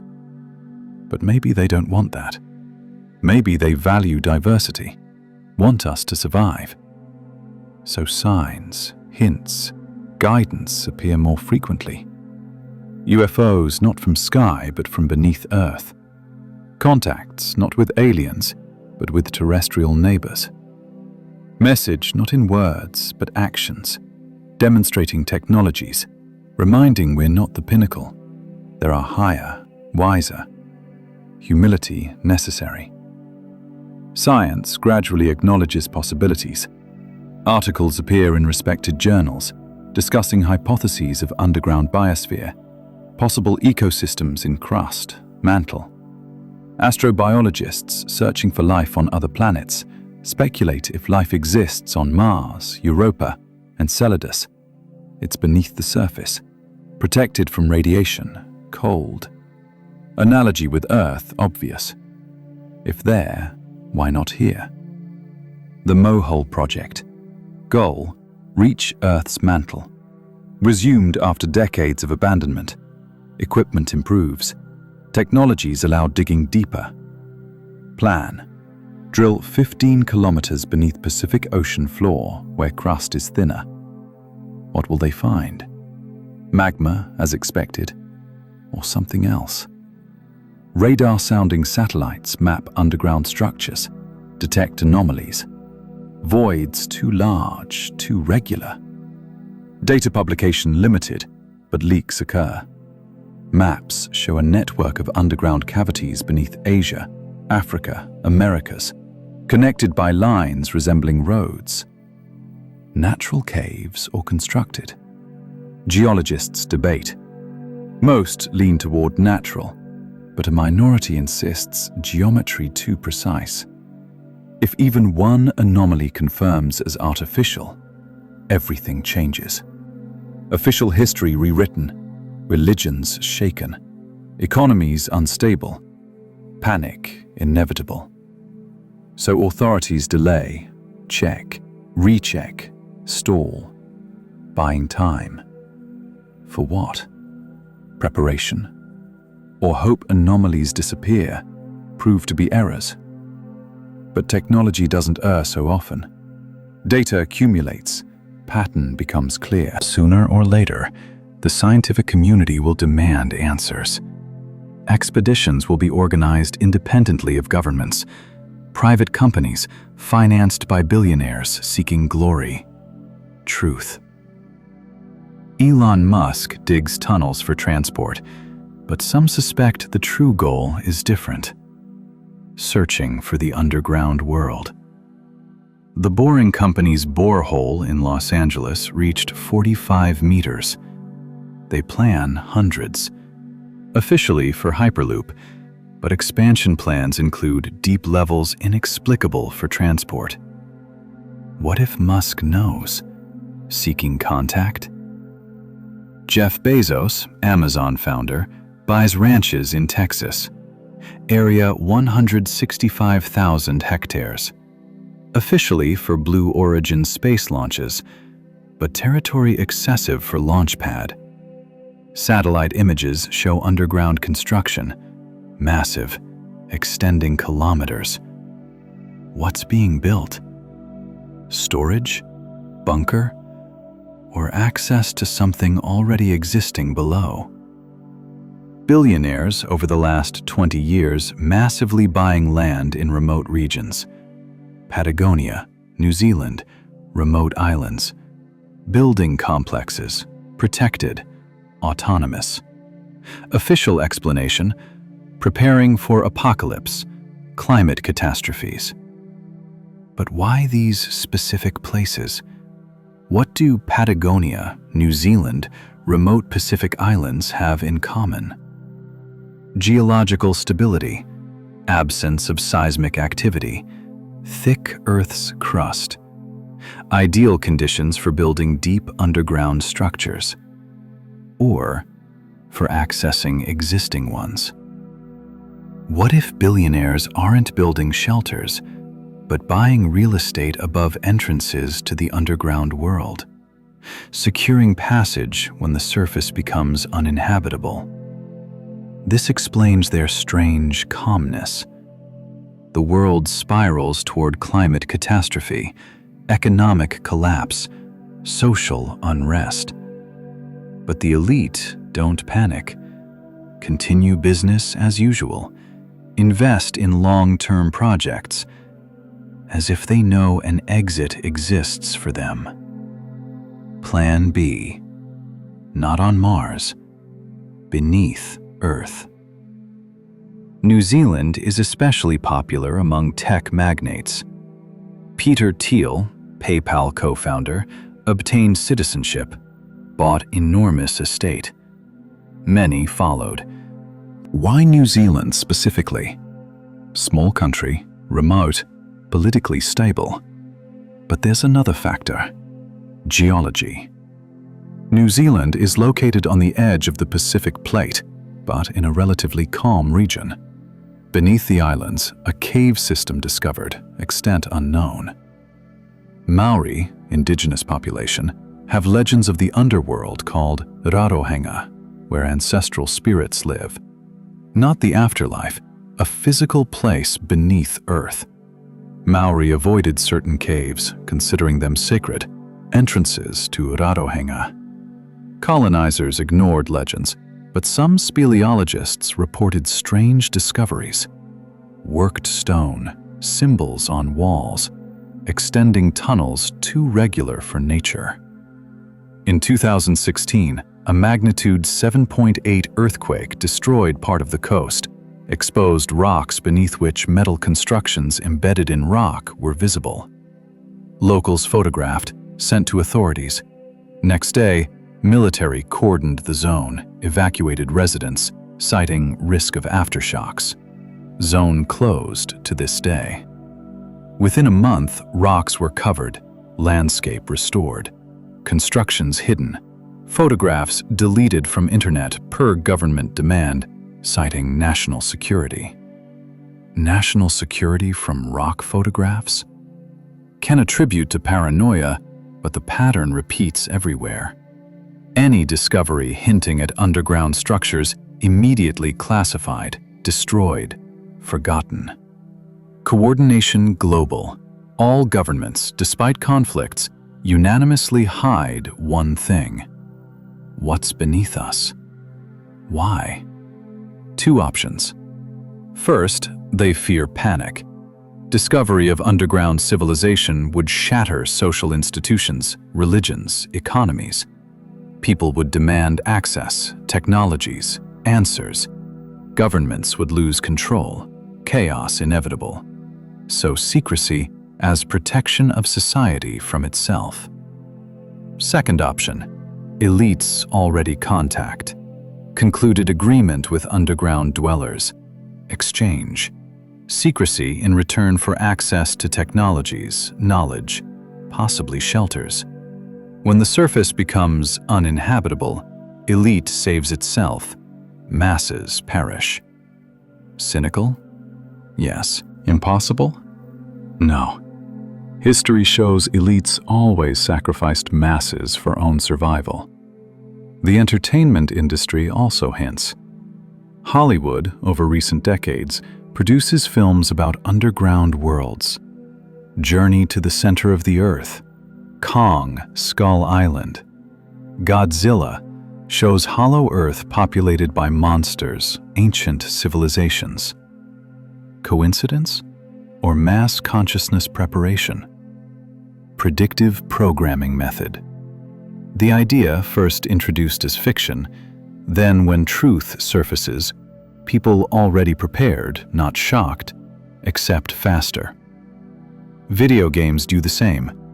Minecraft, one of the most popular games, dedicated to digging deep, exploring underground worlds. Millions of children spend hours digging virtual Earth, finding resources, structures, hostile beings.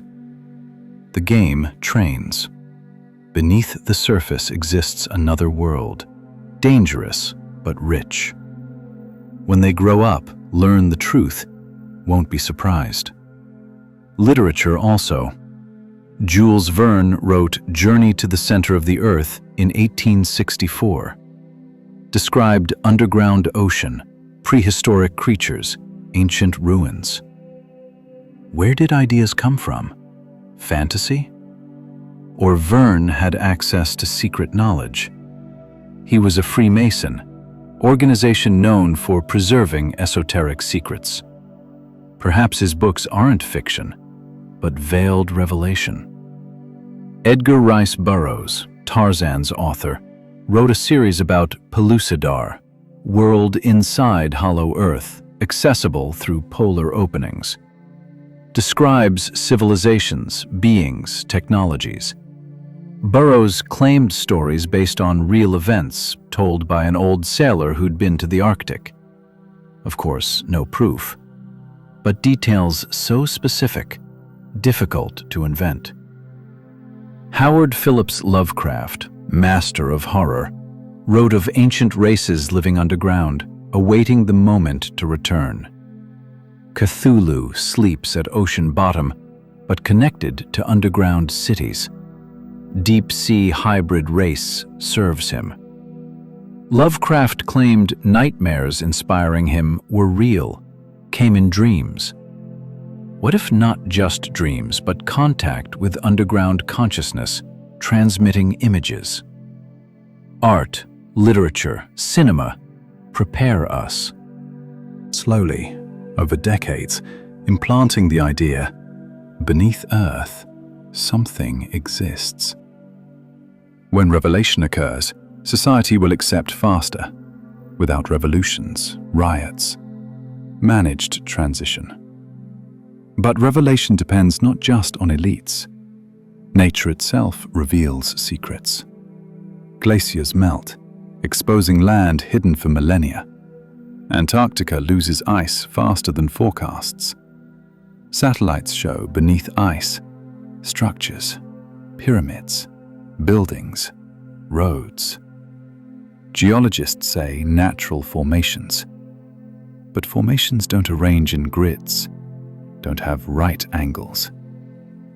In 2021, a Russian expedition in Antarctica discovered a stone slab the size of a football field protruding from beneath ice. Surface smooth, covered with symbols. Not runes, not hieroglyphs. Geometric forms, repeating patterns. They attempted dating. Methods didn't work. Stone contains no radioactive isotopes used for dating. Either younger than 50,000 years or older than 4 billion, which is impossible as Earth was forming. A mystery. The expedition attempted extracting a sample. Drills didn't penetrate. Stone harder than diamond. Technically impossible material. They tried breaking off a piece with explosives. Stone didn't crack. Explosion reflected, damaged equipment. Command ordered ceasing, sealing the discovery, leaving the location. Data classified. Why? If just stone, why secrecy? One expedition participant later anonymously reported, beneath the slab, sensors detected a void, enormous, extending kilometers down. Temperature inside higher than surrounding by 30 degrees. Heat source unknown. They speculated geothermal activity, but Antarctica isn't volcanically active in that region. Where's the heat from?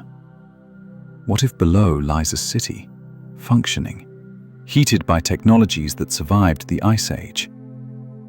Greenland also loses ice. In 2019, a valley hidden 2 million years was exposed. Inside, researchers found frozen samples of flora, fauna not matching modern species. But among discoveries was an obviously artificial object. Metal cylinder, length 2 meters, diameter half a meter. Surface without corrosion, seams, openings. Doesn't open, doesn't scan. X-rays don't penetrate. Something inside. Mass distributed unevenly, but what exactly, unknown. Scientists tried opening, unsuccessfully.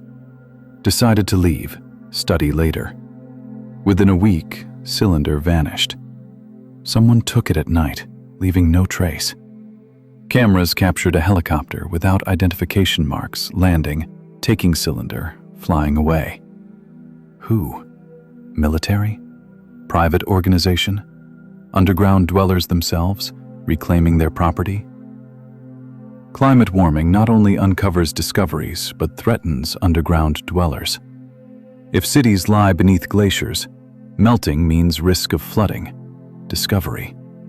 Underground dwellers possibly forced to act. Evacuate, relocate bases deeper, or defend, slowing melting artificially. There's a theory that sudden cold snaps, anomalous snowfalls in unexpected regions, are results of climate manipulation by underground dwellers, protecting their infrastructure. Technically possible. Spraying aerosols in atmosphere reflects sunlight, lowers temperature. We discuss geoengineering as future technology. But what if it's already applied? Not by us. Winter 2021 in USA was anomalously cold. Texas, usually warm, froze. Snowfalls, power outages. Meteorologists explained polar vortex. But vortex doesn't explain why Texas specifically. Why exactly then? What if protection of underground bases located beneath the region? Texas is interesting. Contains largest oil fields, but also extensive cave systems, poorly studied. Drilling, oil extraction, could damage underground structures. Cold as warning. Stop digging. Humanity approaches a turning point. Resources depleting. Climate changing, population growing, tensions intensifying. Wars over water, land, energy, inevitable. Not all will survive. Underground dwellers know this. Observe. Wait. What will they do when we begin destroying each other? Intervene, or allow nature to take its course, cleanse the surface, make room for new civilization? Possibly under their guidance. There are prophecies, ancient texts predicting underground dweller ascension. Hopi, North American tribe, recount humanity passed through several worlds. Each ended in catastrophe. Current fourth world will also end. Sign will be appearance of ant people, beings living underground who will save the righteous. Take them underground while surface cleanses. Then survivors return, begin fifth world. Metaphor or memory of real events transmitted through generations? Dogon, a tribe in Mali, Africa, possess astronomical knowledge inexplicable for a primitive culture. They know about Sirius B, a star invisible to the naked eye, discovered by Europeans only in the 20th century with telescopes. Dogon claim knowledge received from Nomo, beings who came from beneath Earth, taught astronomy, agriculture, construction.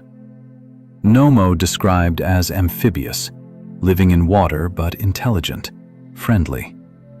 They went back underground, promised to return when humanity is ready. Sumerians, oldest known civilization, appeared suddenly in Mesopotamia 5,000 years ago. Already possessed writing, mathematics, astronomy, complex society. From where? no predecessors exist. Sumerians explained knowledge given by Anunnaki, gods who descended from heavens. But texts also mention Abzu, underground realm of fresh water where Enki, god of wisdom, lives. Abzu, not mythical, described as real place with entrances through wells, caves. Enki came from there, taught people, returned back. What if Anunnaki weren't from sky, but from beneath earth? Sumerians, lacking concept of cosmos, interpreted below as above, confused direction. Egypt also connected. Pyramids oriented to stars, but beneath them tunnels extending deep, purpose unknown. Officially ventilation shafts, but shafts too narrow for ventilation, too complex. One shaft in Great Pyramid extends down beneath foundation, depth unknown. Researchers descended, reached flooded chamber, couldn't continue. Water salty, though Nile is fresh and sea distant. Where does salt water beneath pyramid come from? Connection to underground ocean? Ancient Egyptian text, Book of Caverns, describes underground world divided into levels, populated by beings, gods, demons. Not afterlife, physical place. Pharaohs, according to texts, traveled there, returned with wisdom. How did they travel? Physically, through tunnels beneath pyramids, or spiritually, astral projections? Or text metaphor for initiation, secret rites conducted in underground chambers where candidates met gods, underground inhabitants? Romans had Sibylline books, prophecies kept in Jupiter's temple, consulted in crises. Books burned in fire, but fragments survived. One fragment mentions, when earth opens, ancients will emerge and order will change. What does this mean? Earthquake? Or literal opening of earth, underground dweller appearance? Chinese texts, Shan Hai Jing, Book of Mountains and Seas, describe country of Yonggu, underground kingdom populated by long livers possessing magical knowledge. Entrances through caves in Kunlun Mountains. Emperors sent expeditions seeking Yonggu to obtain immortality. None returned. Or they returned but remained silent, receiving orders from underground dwellers not to reveal. India. Vedas mention Nagas, race of serpent-like beings living in Patala, underground world. Nagas wise, possess treasures, technologies, sometimes contact humans, marry, transmit knowledge. Buddha, according to legends, met Nagas, taught them Dharma. After his death, Nagas took part of teachings, hid in Patala, preserving until time when humanity will be ready. Ready for what? Truth revelation? Contact? All ancient cultures, independent of each other, have myths of underground world populated by intelligent beings. Coincidence? Or universal memory of humanity about real events, encounters that occurred at civilization's dawn? Genetics adds a layer. Human genome contains approximately 20,000 genes, but only 2% code proteins.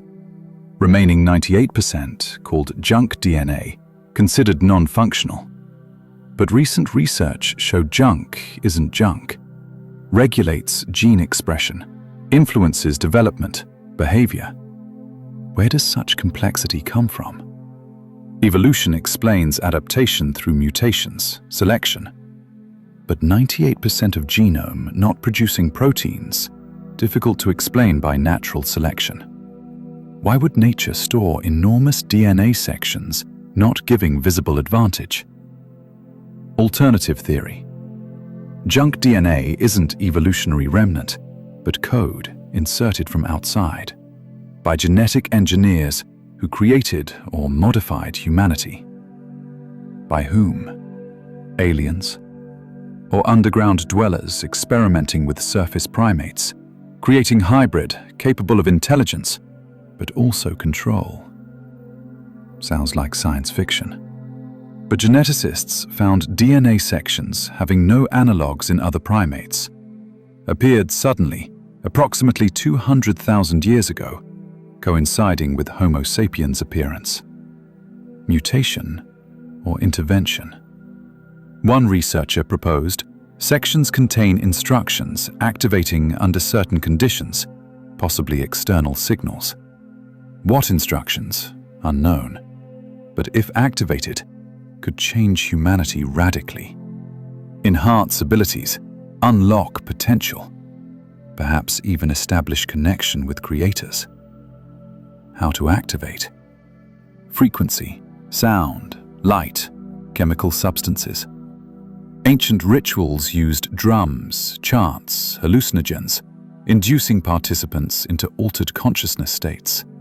Described visions, meetings with gods, spirits, beings. What if rituals aren't mysticism, but technology activating hidden DNA sections, opening communication channel with underground dwellers? Modern research of psychedelics like ayahuasca, LSD, psilocybin shows under their influence, people experience similar visions, encounter entities, receive information, changing worldview. Skeptics say hallucinations are brain products. But why are hallucinations among different people, cultures, epochs similar? Why do entities transmit knowledge later, proving correct? Terence McKenna, ethnobotanist, claimed psychedelics open access to hyperspace, dimension populated by intelligent beings, non-material but real. He called them self-transforming machine elves, described as playful but wise, communicated with them, received ideas, philosophical concepts. McKenna speculated these beings aren't inside our brain, but external, exist in parallel reality, accessible through altered consciousness. What if hyperspace isn't another dimension, but underground world? Not physical access, but mental. Underground dwellers possess telepathy technologies, project consciousness, contact surface dwellers through altered states. Psychedelics don't create visions, but open channel, allowing underground dwellers to communicate. This explains why governments banned psychedelics. Officially, health danger, abuse potential. But substances aren't physically harmful, don't cause addiction, unlike alcohol, tobacco, which are legal. Real reason? Fear that mass use will open channels. People will begin receiving information uncontrolled by authorities. Contact with underground dwellers will become widespread, impossible to hide. 60s, 20th century. Hippie movement, massively using LSD, led to cultural revolution, anti-war protests, rejection of traditional institutions. Elites frightened, loss of control threatened. Psychedelics banned, movements suppressed. Coincidence in timing, or deliberate closing of channel that opened too wide? Timothy Leary, psychologist who popularized LSD, claimed substance allows reprogramming brain, changing beliefs, behavior. He worked with CIA on MK-Ultra program, researching mind control. Then broke away, became activist, called youth to turn on, tune in, drop out. Authorities arrested, imprisoned him. After release, continued work, but more cautiously. Before death, said he discovered more than could publicly tell. Learned about them. Beings observing humanity from inside planet. Wanted to warn, but couldn't. Risked not just himself, but others. Mysticism? Paranoia of aging activist? Possible.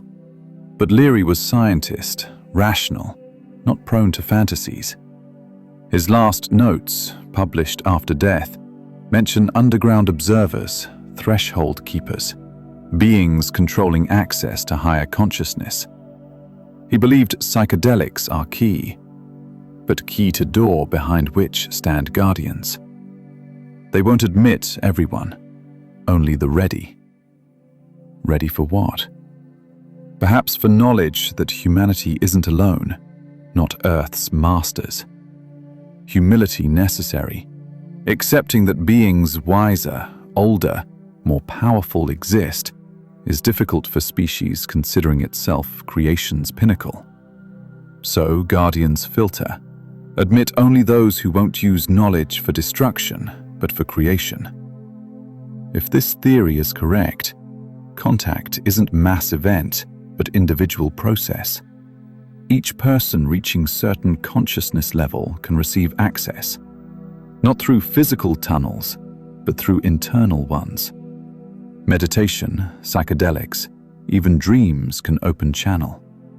Underground dwellers select, communicate with chosen ones, slowly raising humanity's collective consciousness level. Religions call it enlightenment, samadhi, nirvana, unity with God. But what if not God, but contact with underground civilization, possessing knowledge perceived as divine? Buddha, Christ, Muhammad all described meetings with higher beings, receiving revelations. Meeting places, deserts, mountains, caves, isolated, remote, ideal for secret contacts. Jesus spent 40 days in desert, tempted by devil. Returned, began preaching, demonstrating abilities, healing, resurrection, miracles. Where did abilities come from? Divine? Or technologies received from underground dwellers? Christ's miracle descriptions resemble advanced technology application. Walking on water, anti-gravity. Turning water to wine, molecular manipulation. Healing, medical devices.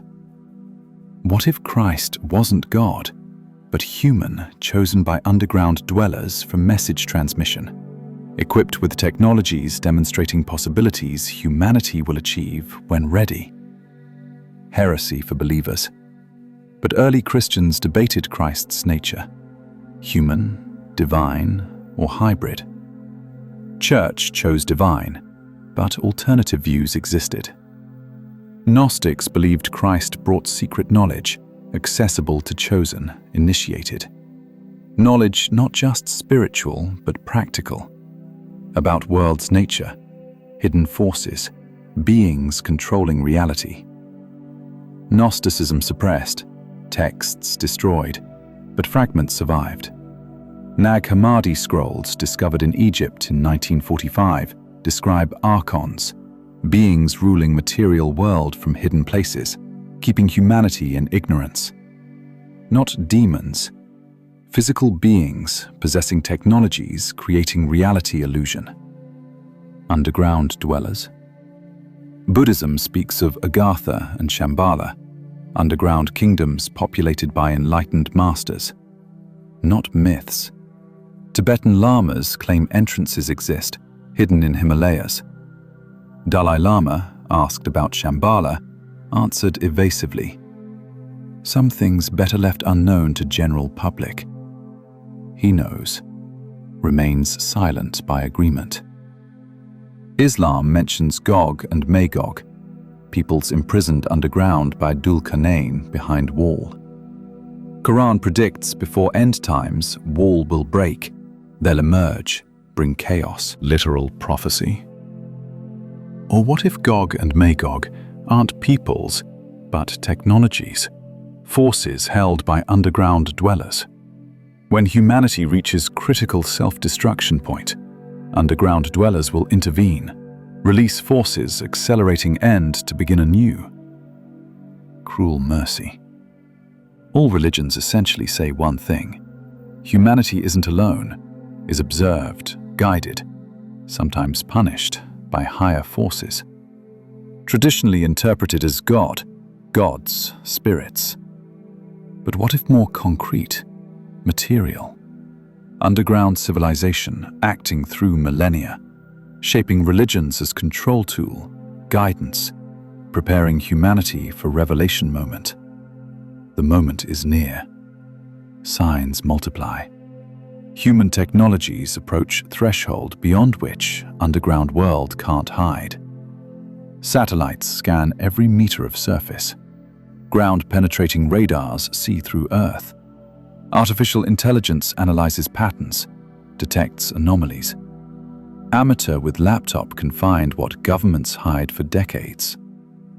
In 2022, programmer enthusiast analyzing public seismic data discovered beneath Pacific Ocean exists structure reflecting seismic waves not as rock, but as cavity. Enormous, size of France, at 50 kilometers depth. He published discovery online. Next day, his accounts hacked, data deleted. He disappeared. Officially moved abroad. Unofficially, no one knows where. But data copies spread, analyzed by others.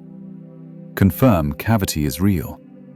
How to explain void the size of country at 50 kilometers depth? Geologists proposed magma chamber, but temperature at that depth should melt any rock. Chamber can't be empty. Two alternatives. Either our Earth models aren't correct, or cavity is artificial. Second is more frightening. Governments try controlling information, but too late. Internet decentralization, blockchain, encrypted channels make censorship ineffective. Information lives, spreads, mutates. Communities emerge. Amateur researchers united by goal to find truth about underground world. Organize expeditions, collect data, publish. Authorities prosecute, but can't keep up. For every arrested, 10 new ones. The awakened phenomenon grows. People claiming they experienced contact, received information changing them. Descriptions similar. Meeting in dream, meditation, sometimes physically in caves, remote places. Beings, tall, humanoid, friendly. Transmit message. Time is near. Prepare. Revelation inevitable. Accept humility. Open hearts. Don't fear. We're not enemies. Neighbors waiting until you mature. Skeptics call it mass hallucination, psychosis. But numbers grow. Thousands, then tens of thousands. All describe similar details. Symbols, technologies, maps of underground cities. Warning of coming events. Some warnings come true. Earthquakes, eruptions, precise dates, locations. Coincidence? Or real information from those who know tectonics from inside? Scientific community divides. Majority ignores, fears losing reputation. But minority, respected scientists begin saying, worth investigating. Publish articles cautiously, suggesting underground biosphere possible, even probable. Don't claim civilization, but open door. Younger generation of scientists, less bound by tradition, more active. Projects funded by crowdfunding, bypassing official channels. First independent expeditions planned. In 2025, group of geologists, biologists, engineers announced organizing expedition to Derinkuyu, Turkey, aiming to explore sealed lower levels. Turkish government denied permission. Group sued, arguing public interest, scientific freedom. Trial delays, but attention attracted. Media covers, people support. Petition collected million signatures. Pressure grows. Meanwhile, another group announced planning expedition to Antarctica, to coordinates where satellites detected anomalous structure beneath ice. International treaty prohibits, but group claims scientific research allowed by treaty. Logistics complex, cost high, but sponsors found. Wealthy enthusiasts believing in underground world ready to finance. Authorities nervous. If expeditions succeed, find evidence, revelation becomes public, uncontrollable. Panic, chaos, elite power loss. Attempts to stop continue. Legal obstacles, financial sanctions, threats. But movement gained momentum, difficult to stop.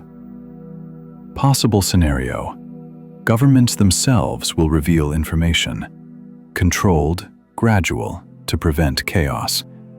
Prepare public, announce. Yes, beneath Earth exist structures, possibly civilization, but friendly, neutral. Contact established, negotiations underway. Don't fear. Or, dark scenario. Authorities use revelation as tool, create enemy, announce underground dwellers threaten, prepare to invade. Need mobilization, unity, sacrifices, martial law, freedom suppression, power consolidation. False flag, as in history repeatedly. People frightened by unknown will agree to anything for safety. Which scenario realizes depends on many factors: society readiness, underground dwellers' intentions, elite decisions. But one thing clear: status quo won't hold. Too many know, too many questions, too little trust in authorities. Generation raised with internet doesn't accept answers blindly, demands proof, transparency. Old control methods obsolete. Underground dwellers, if observing, see this. Perhaps revelation moment chosen not by us, but by them. They decide when to reveal, how, to whom. Control process from afar through agents, awakened ones, those who contacted. Create movement from below, grassroots, organic, which elites can't suppress without losing legitimacy. Brilliant, if so. Managed revelation without direct intervention. Humanity itself demands truth. Underground dwellers merely facilitate, guide. When moment comes, discovery won't be shock, but confirmation of what many already felt, knew intuitively. Intuition is key. Ancients called it inner voice, conscience, connection to divine. Modern psychology explains as subconscious information processing, patterns accumulated by experience. But what if deeper? What if intuition is communication channel with collective unconscious? Not just human, but planetary. Connection to Earth consciousness, of which underground dwellers are part. Gaia hypothesis, proposed by scientist James Lovelock, claims Earth is living organism, self-regulating system maintaining life conditions. Biosphere, atmosphere, hydrosphere, lithosphere work together as body organs. If so, is Gaia intelligent? Does she possess consciousness? Mystics always believed yes. Earth is alive, intelligent, divine. Science skeptical, but data accumulates. Ecosystem demonstrates complex behavior, adaptation, response to changes as single organism. Mycelium, fungal network beneath forests, connects trees, transmits information, nutrients, called forest internet. If fungi can create network, why not planet? What if underground civilization is part of this network? Not separate, but integrated into Earth consciousness, acting as neurons, processors of planetary brain. We surface dwellers are periphery, sensors collecting information. Underground dwellers are center, processing, making decisions. Together we're organism, divided but connected. Revelation, then, isn't meeting of two separate entities, but reunification of parts temporarily divided. Return to wholeness. Humanity forgot connection, went into individualism, ego, illusion of separation. Underground dwellers remember. Wait until we remember. The moment is near. How to remember? Through unity awareness. Ecology teaches everything connected. Action affects whole. Pollution here harms there. Deforestation changes climate globally. We're not separate from nature. We are nature. Understanding this is beginning. Technologies help. Internet-connected humanity informationally showed borders are illusions. We're one species sharing planet. Next step, realize we share not just with other humans, but with other species, including intelligent, hidden ones. Expand circle of moral concern, not just humans, but entire biosphere, including underground. When we achieve this, underground dwellers will respond. Not invasion, invitation.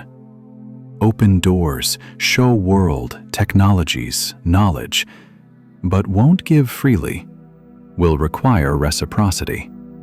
Cease destruction, begin restoration. Work together for planetary health. If we agree, partnership possible. If refuse, remain isolated, degrade, vanish. Choice is ours. Underground dwellers won't save us forcibly. We'll offer hand, but we must take it. Free will sacred, even if leads to self-destruction. Sad, but realistic. Many civilizations possibly passed this test. We're not first. Not all survived. Ruins worldwide are witnesses. Great cultures arose, vanished. Atlantis, Lemuria, Mu. Legends, but based on memory of real events. Civilizations reaching heights, then falling. Perhaps refusing cooperation with underground dwellers, choosing isolation, conflict. We're at same crossroads. Road forks. One leads to partnership, prosperity, stars. Other to collapse, oblivion, extinction. Which will we choose? Signs indicate humanity is waking. Activism grows, ecology awareness, social justice, unity. Young generation rejects old paradigms, demands change. Not all, but critical mass forms.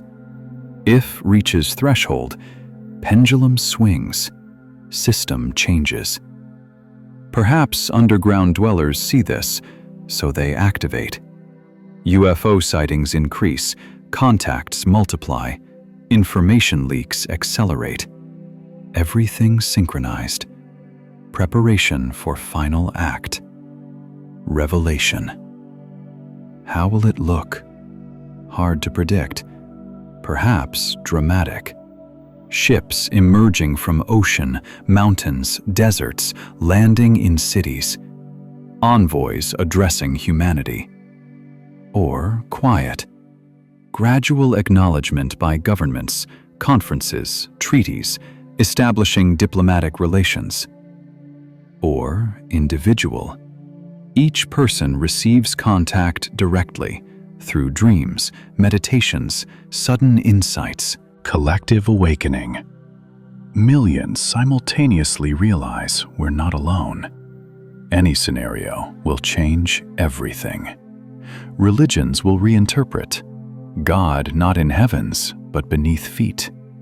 Or God everywhere, including underground dwellers, part of unified consciousness. Science will receive new data, technologies, expand horizons. Economy will transform. Access to unlimited geothermal energy, new materials, production methods. Politics. How to govern planet when half population is underground.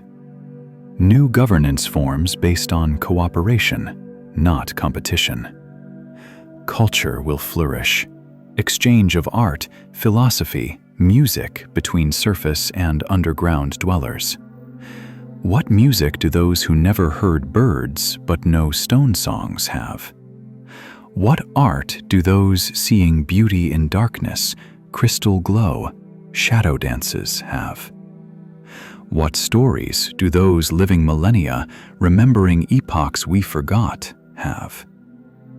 Enrichment mutual. We'll give them sun, stars, wind, oceans. They'll give us depth, stability, ancient wisdom. Together, we'll create civilization combining best of both worlds. Utopia? Perhaps. But perhaps reality waiting beyond threshold. Threshold before us remains to step. What stops us? Fear. Fear of unknown, losing control, change. Human nature resists change, clings to familiar, even if destructive. Comfort of habit stronger than progress logic. But fear is conquerable. Knowledge, experience, courage destroy it. Everyone who met underground dwellers describes transformation. Fear replaced by wonder, then acceptance. Ultimately, love. Love of discovery, truth, possibilities. If enough people undergo transformation, critical mass reached, humanity will step together. Not all, but majority. Minority refusing will stay behind, clinging to old until perishes or adapts. Evolution is cruel, but necessary. Species not adapting vanish. Civilization analogous. We adapt to new reality or disappear, making room for next attempt. Underground dwellers possibly aren't rushing. They have time. We're mortal. They perhaps practically immortal, thanks to technologies extending life to thousands of years. Decade for us is generation. For them, moment. They'll wait until we mature, but not forever.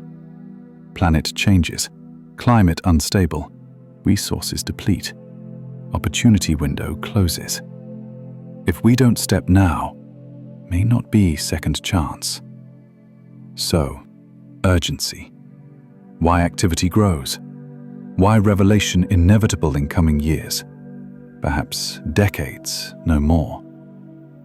Events accelerate, converge like clock hands to midnight. What can you do, each person reading this? First, acknowledge the possibility. Don't dismiss as fantasy. Consider seriously. Investigate, read, analyze. Data is available, patterns visible if you look without prejudice. Second, speak. Share information, discuss, don't fear ridicule.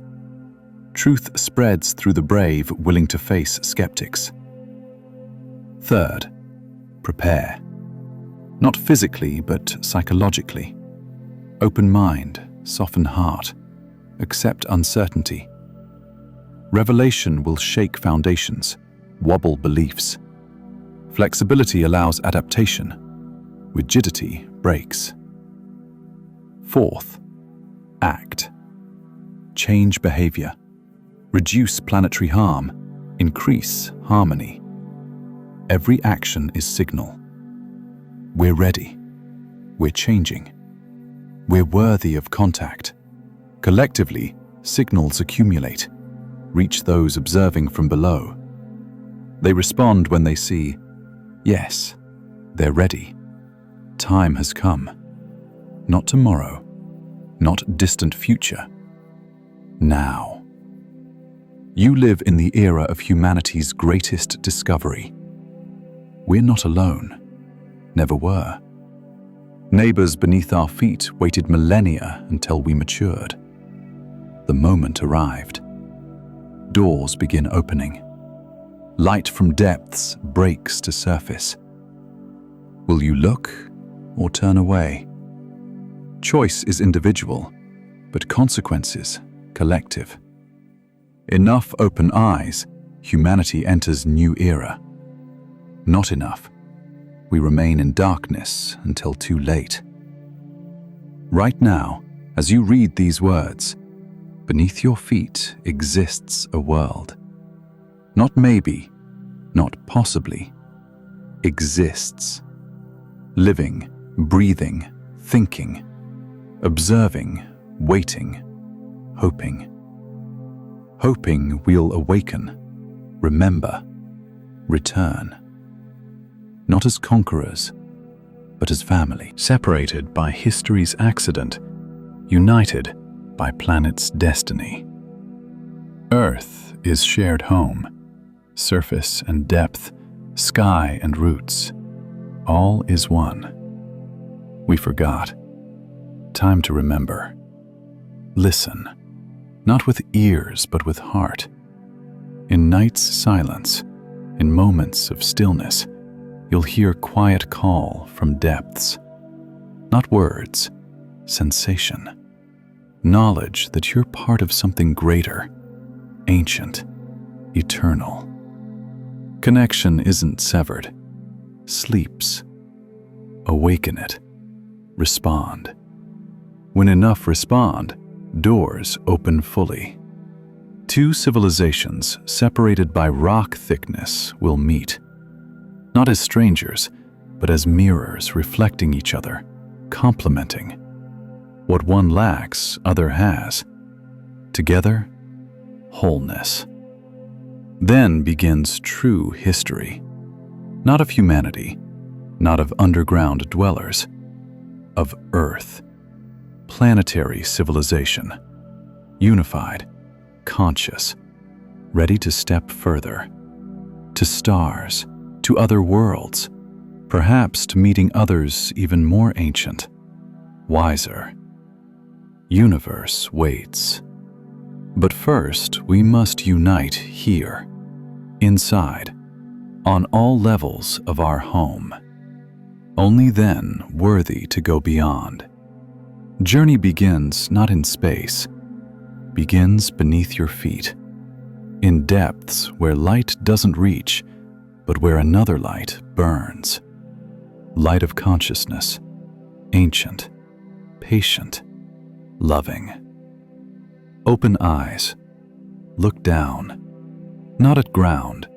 You'll see abyss full of wonders, terrors, truths waiting for discovery. Dig, not with hands, but with mind. Your questions are tools, doubts, compass, courage, fuel. Beneath reality's surface lies another, waiting, calling. Will you answer? The choice echoes through time, not just for you, but for all who come after. Your decision today shapes tomorrow's world. Will it be world of unity or division? Knowledge or ignorance? Light or darkness? Underground dwellers made their choice millennia ago. Chose patience over conquest, observation over interference, hope over despair. Now it's our turn. The call sounds from depths, from neighbors we never knew existed, from part of ourselves we forgot. Answer is simple. Just one word needed. Yes. Yes to truth. Yes to change. Yes to unknown. Yes to possibility that everything we believed might be incomplete. Yes to humble admission we're not alone, not supreme, not final. Yes to partnership. Yes to learning. Yes to becoming more than we are. When enough voices say yes, echo reaches underground chambers where ancient ones wait. They hear. They smile. They prepare. Doors unlock. Bridges extend. Worlds merge. And humanity, finally, comes home. Not to place, to understanding, to belonging, to family we never knew we had. The journey of 1,000,000 years begins with single step. Not forward, not backward. Downward. Into mystery. Into truth. Into depths where our forgotten brothers and sisters wait with open arms and stories spanning ages. Are you ready? The earth beneath you trembles, not with fear, with anticipation. Something ancient stirs, something vast awakens, something that's been waiting since before memory begins. Your answer will tip the balance.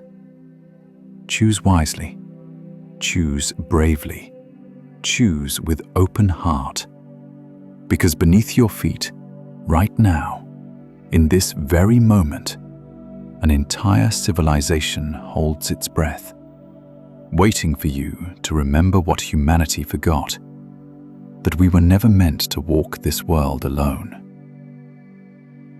Sleep well.